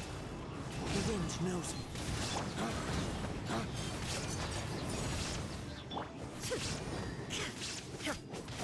There is no escape!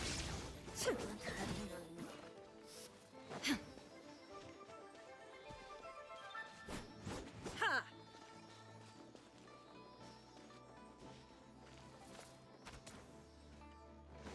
Shine down!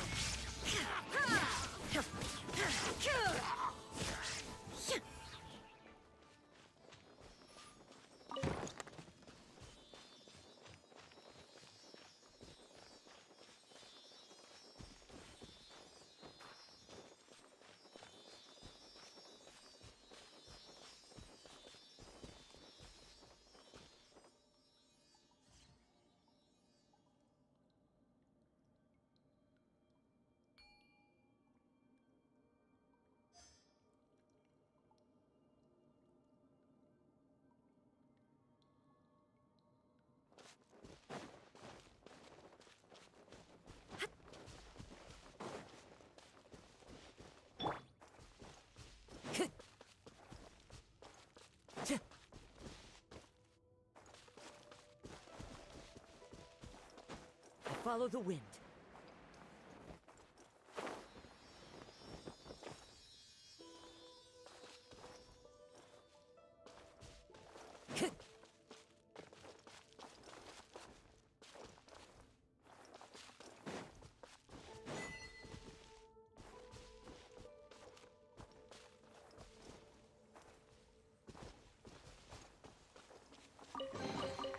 Who says there aren't benefits to a life of wandering?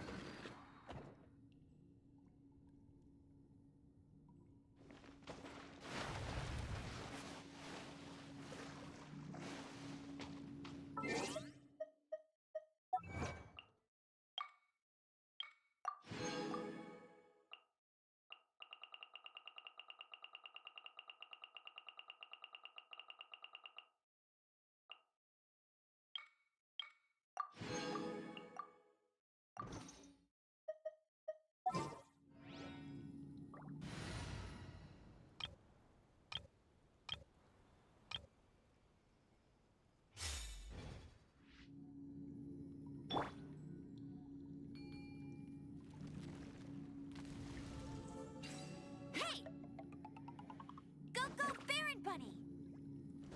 Get ready for the gliding champion of Mondstadt!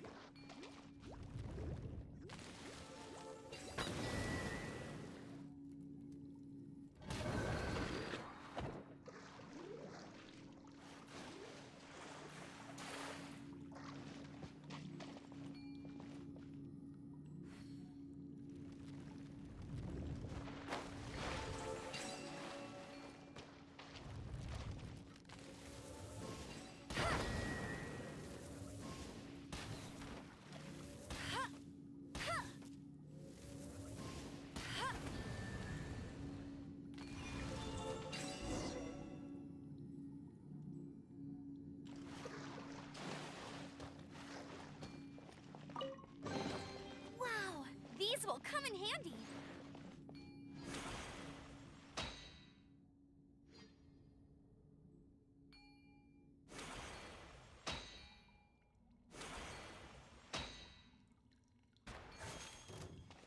No one escapes my sights. Hey! Tidal wave. Za, ja.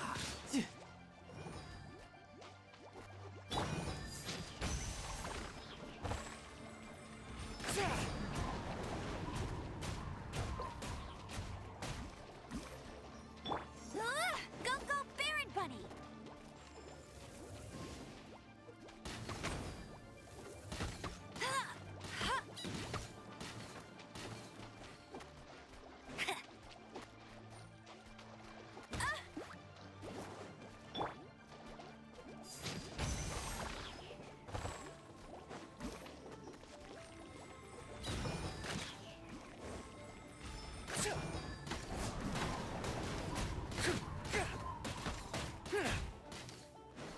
Charge!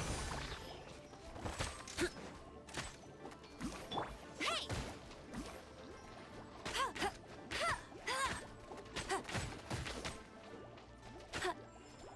All in!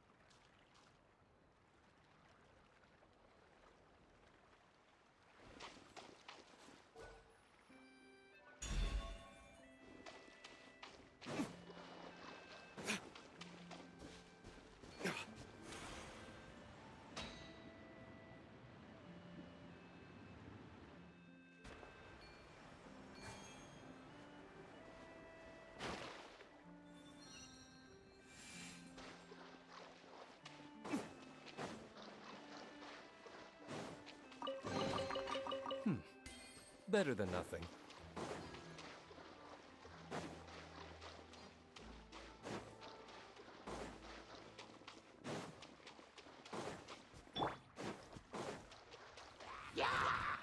One with nature.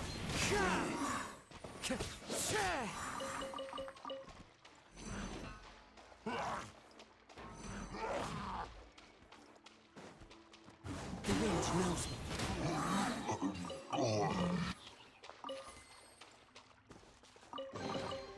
Brings a smile to my face.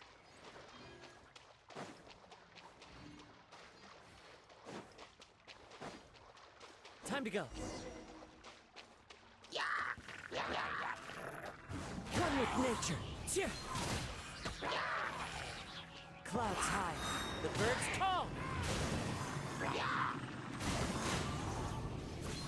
I must remain calm.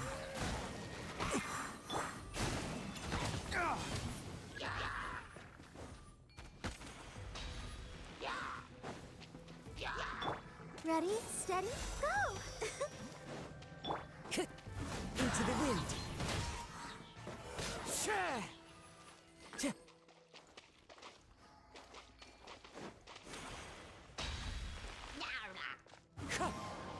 Time to go, as one with wind and cloud.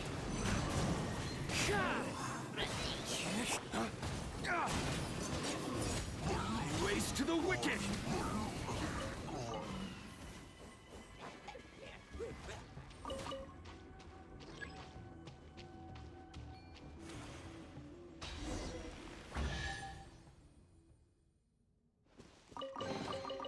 I suppose this will do.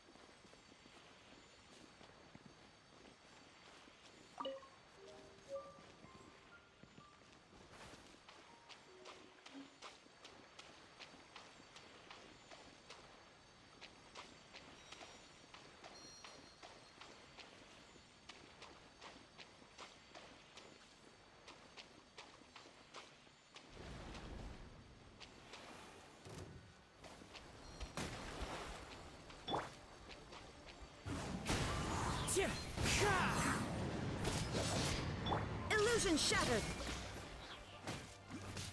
Ha! Ha!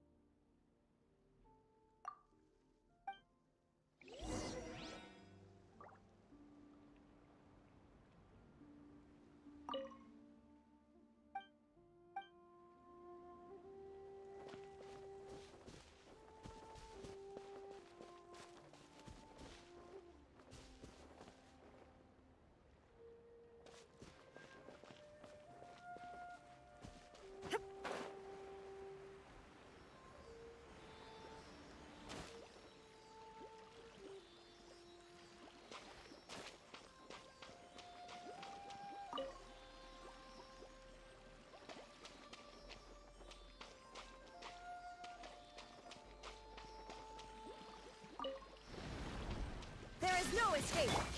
The wind knows me. Fallen leaves, adorn my night!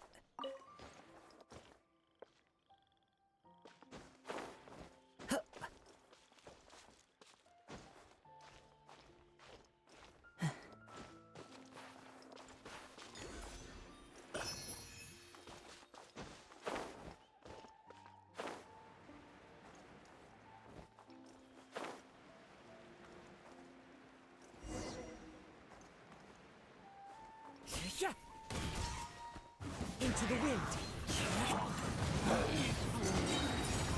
Lay waste to the wicked!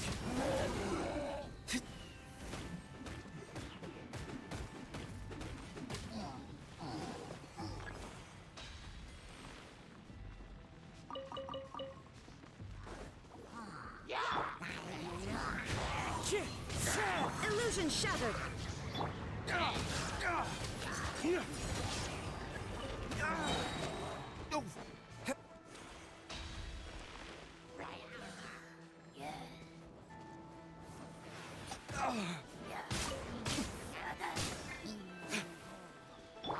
on, we can do it. I'll protect us. There is no escape. Inazuma shines eternal. Clouds high. The birds call. The wind knows me. Flames, purge!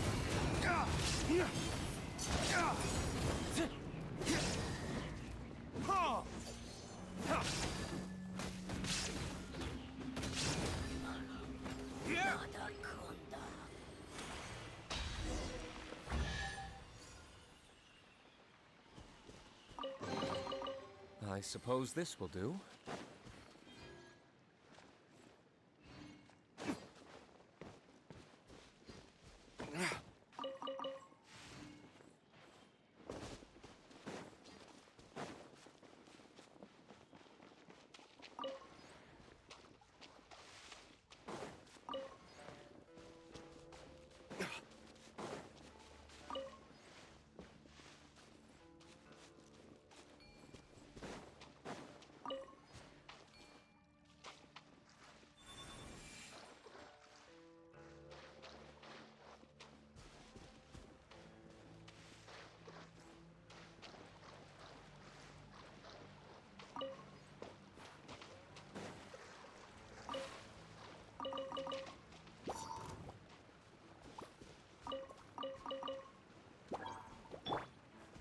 One with nature.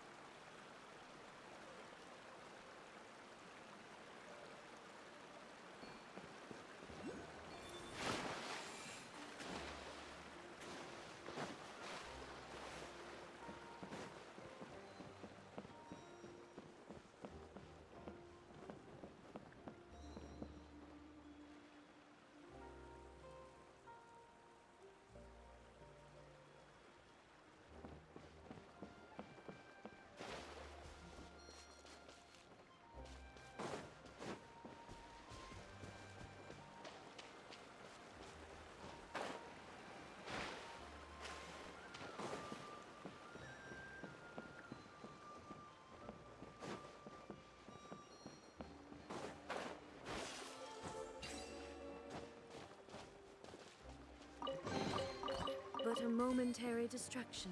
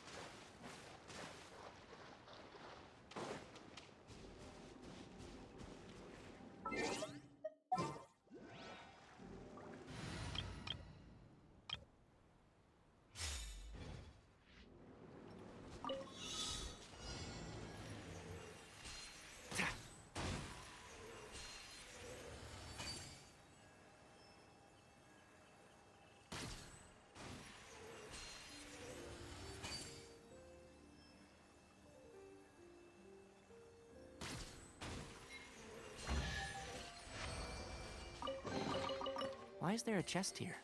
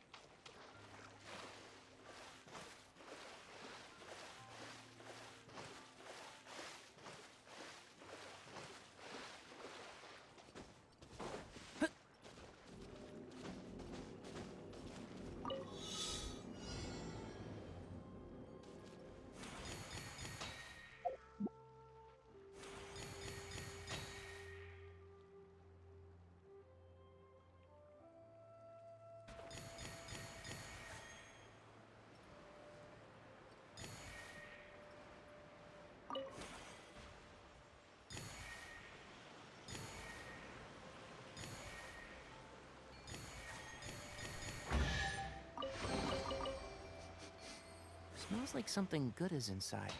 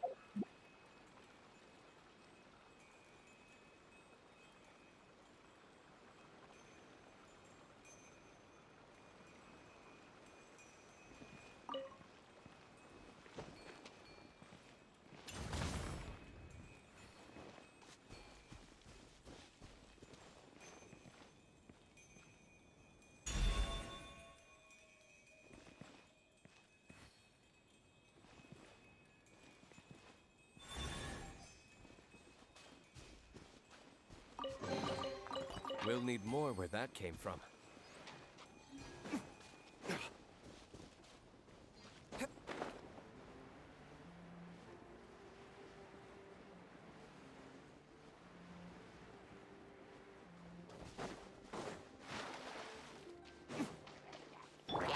Illusion shattered! The wind knows me. Dawn, break forth! Into the wind! Dada Kundala.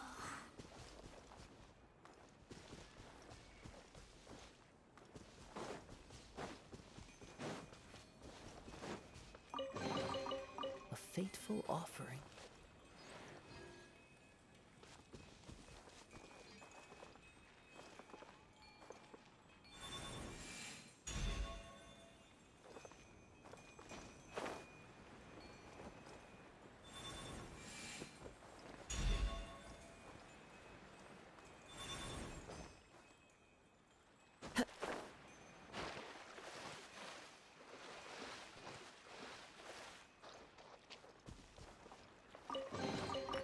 Who says there aren't benefits to a life of wandering?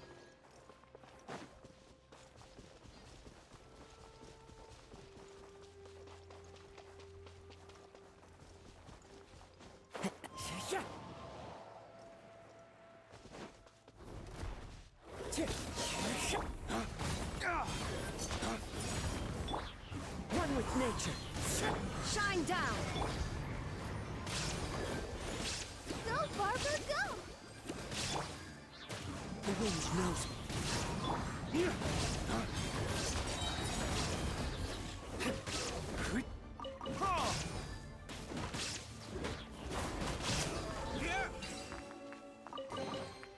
We'll need more where that came from.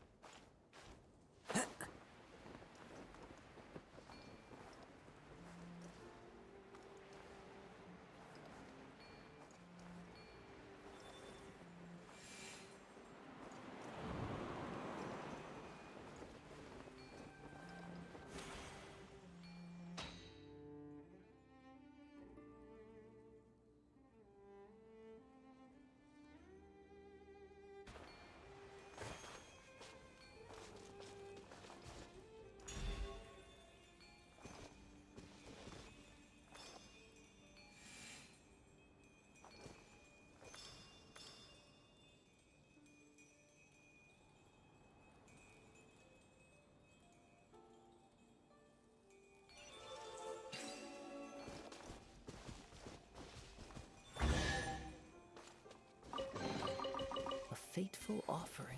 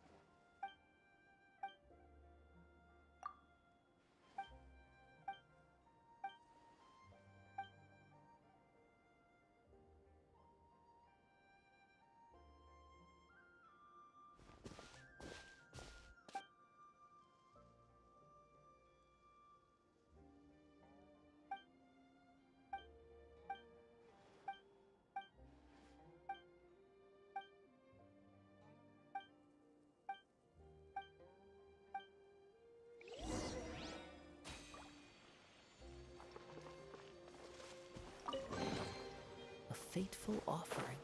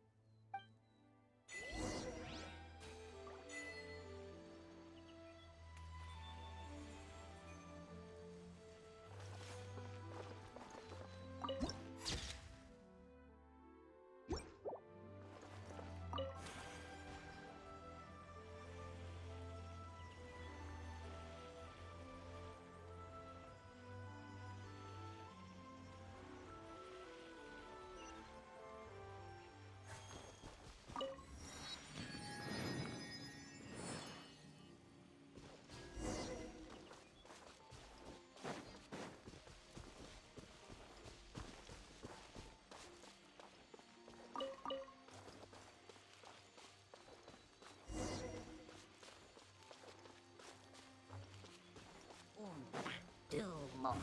Into the wind.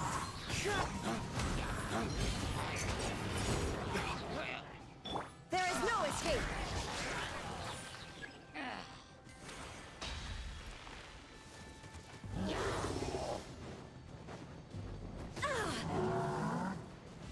Torn to oblivion.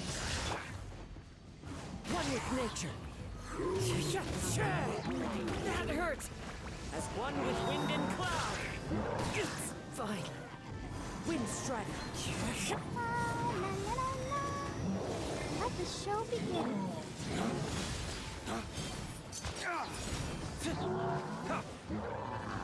Dawn, break forth!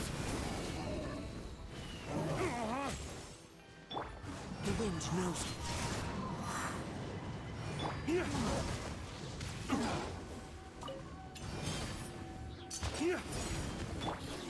One with nature. Fallen leaves, adorn my night. The wind knows me. Time to go.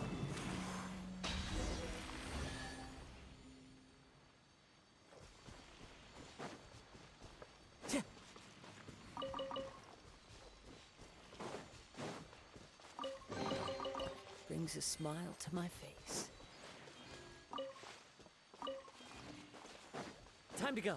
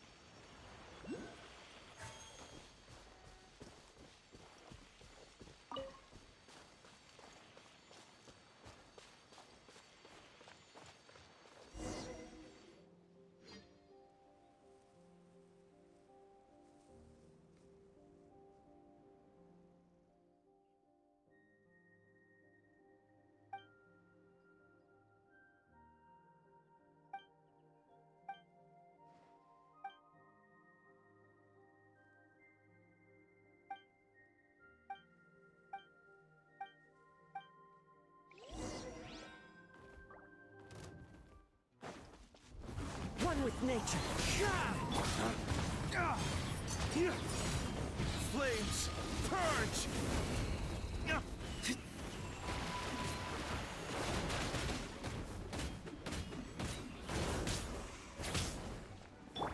Into the wind. Inazuma shines eternal.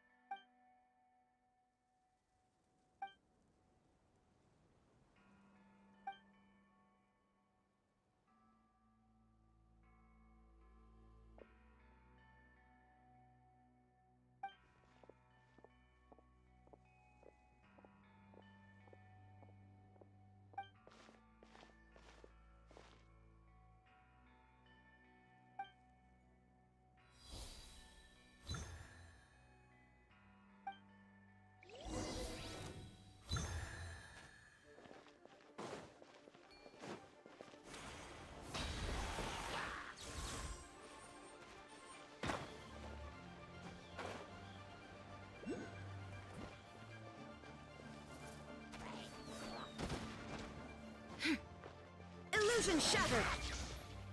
The wind knows me.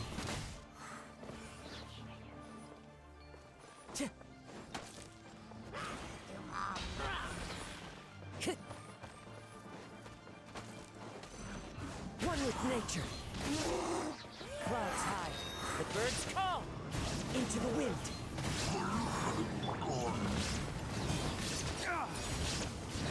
Shine down! One with nature.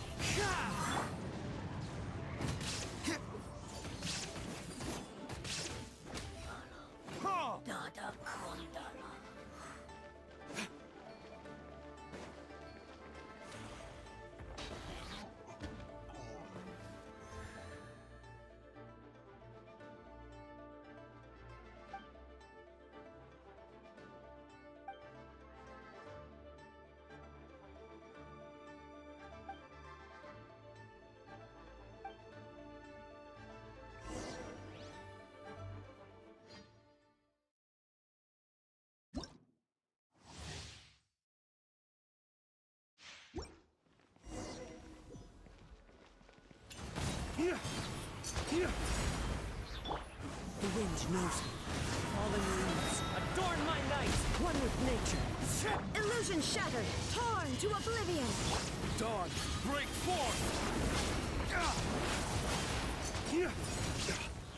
Let's dance.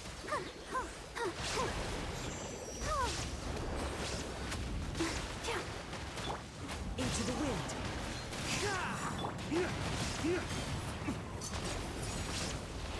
Shine down. The wind knows me. Clouds high. The birds call. One with nature.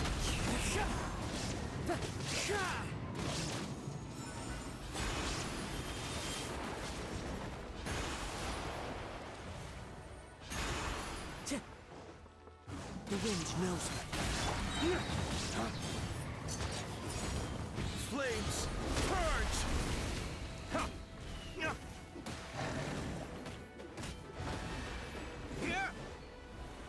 Illusion shattered.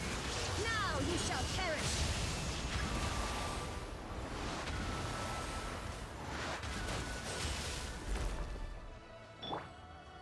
Into the wind. There is no escape.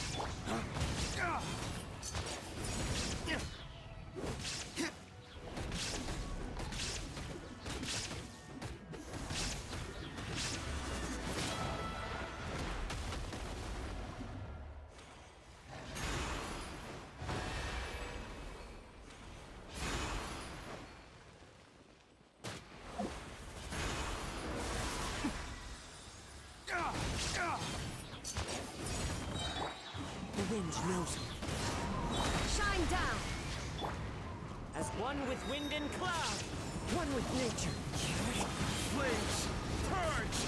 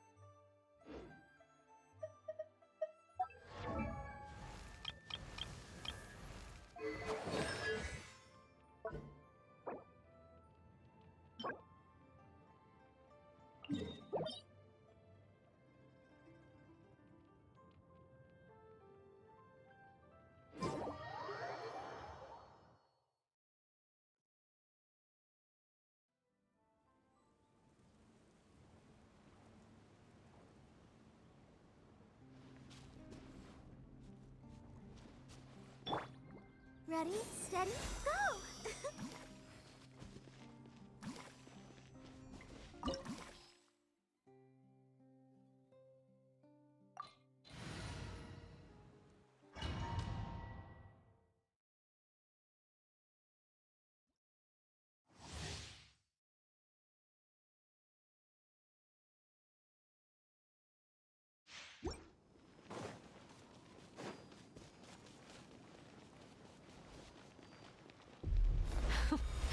Afraid? Or do you not even have the courage Illusion to be shattered. afraid? The wind knows me. Is it my turn now?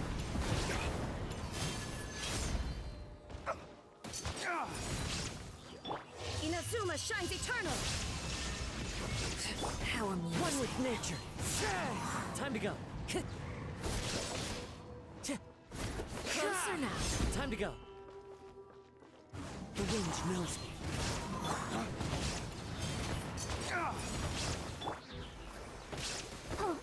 Fallen leaves. Adorn my With night these into the rising wind. flames.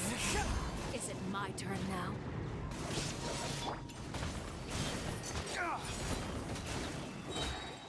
Flames, purge! One with nature.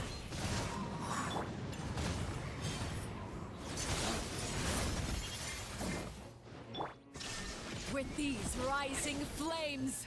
How amusing. Into Now the wind. that's more like it.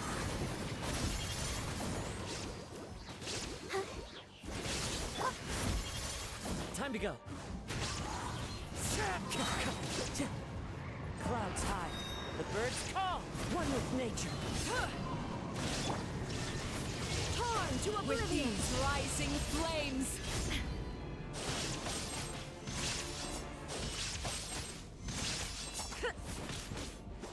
With the fall of darkness, destruction shall rise. Have a taste of purgatory. I must remain calm. Who's next? Time to go. Spare your energy.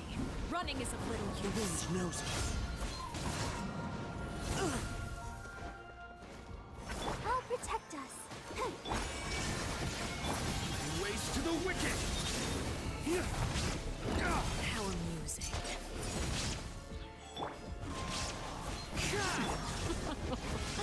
Look at you. Trapped like a bunch of helpless animals. With these rising with nature. flames.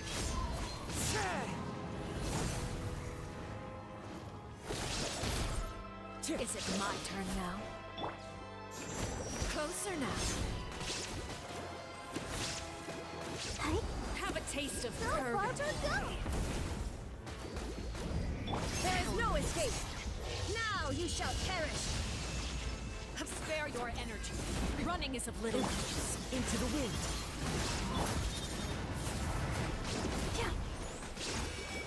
Is it my turn now?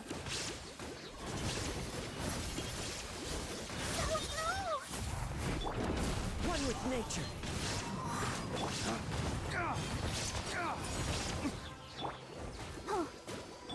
Flames, How amusing. purge! Into the wind. Spare your energy. Running is of little use. As one with wind and cloud. The wind knows me. Is it my turn now?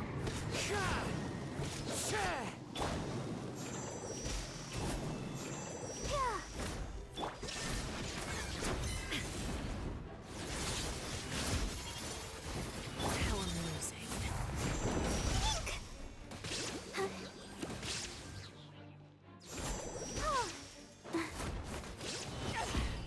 I can't stop now. Look at you. Trapped like a bunch of helpless animals. Spare your energy. Running is of little use.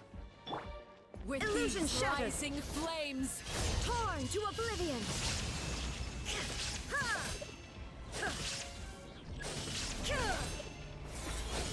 The countdown has begun. Like a fly tangled in a web. Spare your energy. Running Dawn, is a break forth! with these rising flames. Come on, we can do it. Into the wind. Clouds high. The birds call. One with nature. With these rising flames.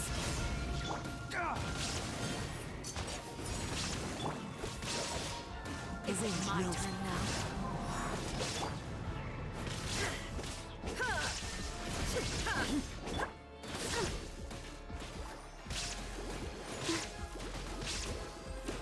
Go, Barber, go!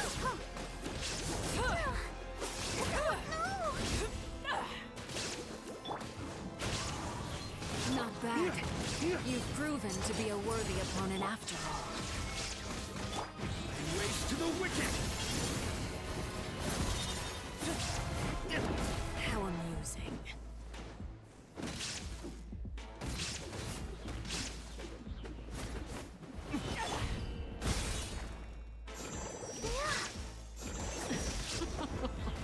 Look at you. Trapped like a bunch of helpless animals. I feel Who's a little weak.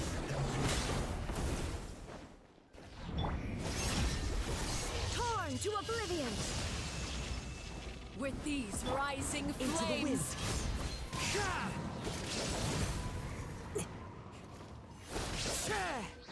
Is it my turn now? One with wind and cloud. Not bad. Time to go. You've proven to be a worthy opponent after all. The thunderbolt.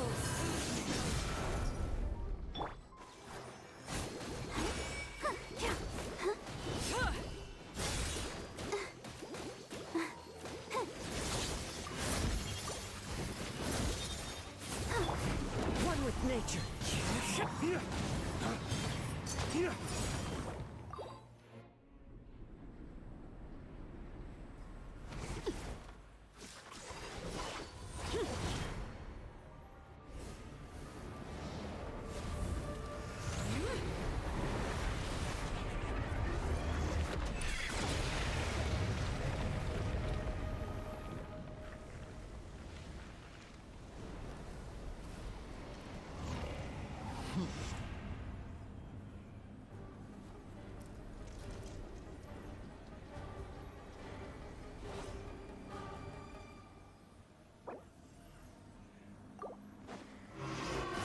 Kindness has been seared away.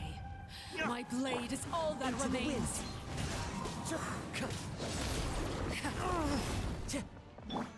I'll protect us.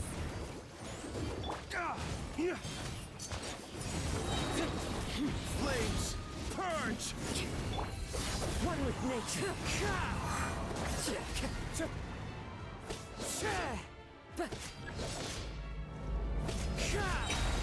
Fallen leaves, adorn my night.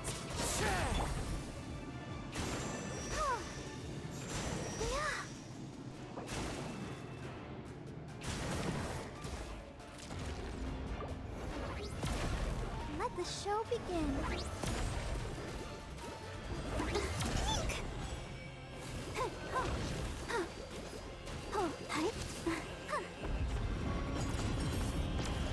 The sun and moon have set. Only ruin remains. We struggle in vain. Into the wind.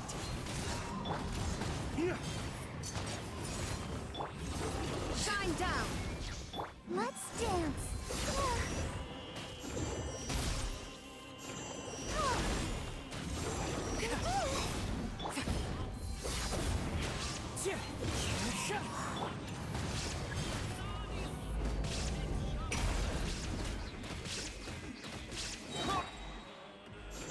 Your punishment made manifest. The wind knows me. Flames, purge!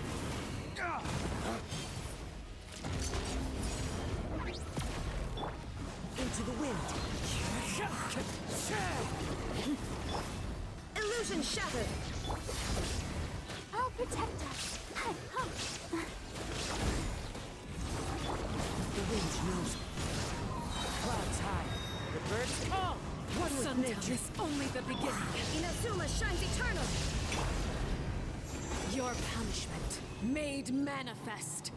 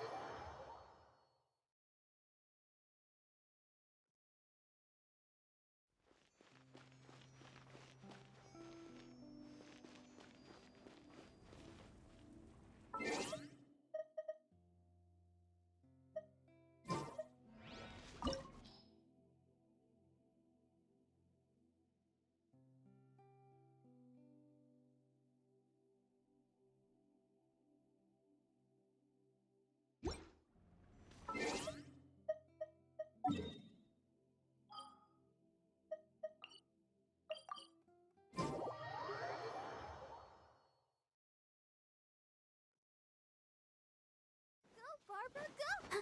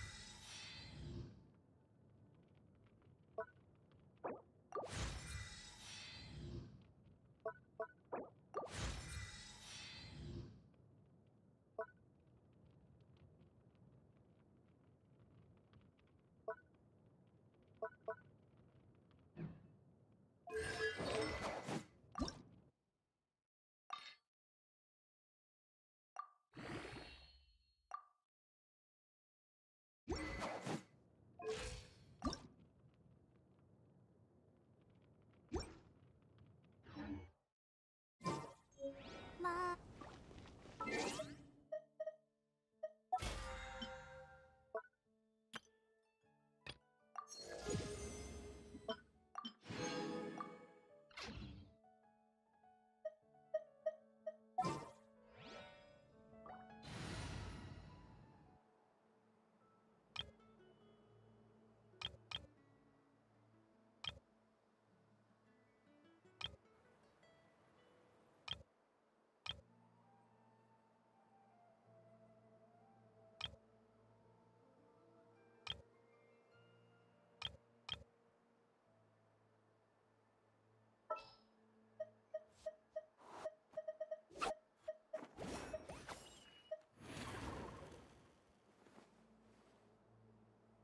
This will be a productive partnership, I hope.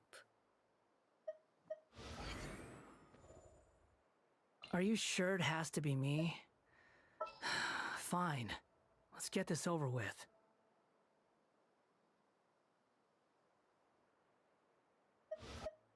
A walk would be nice.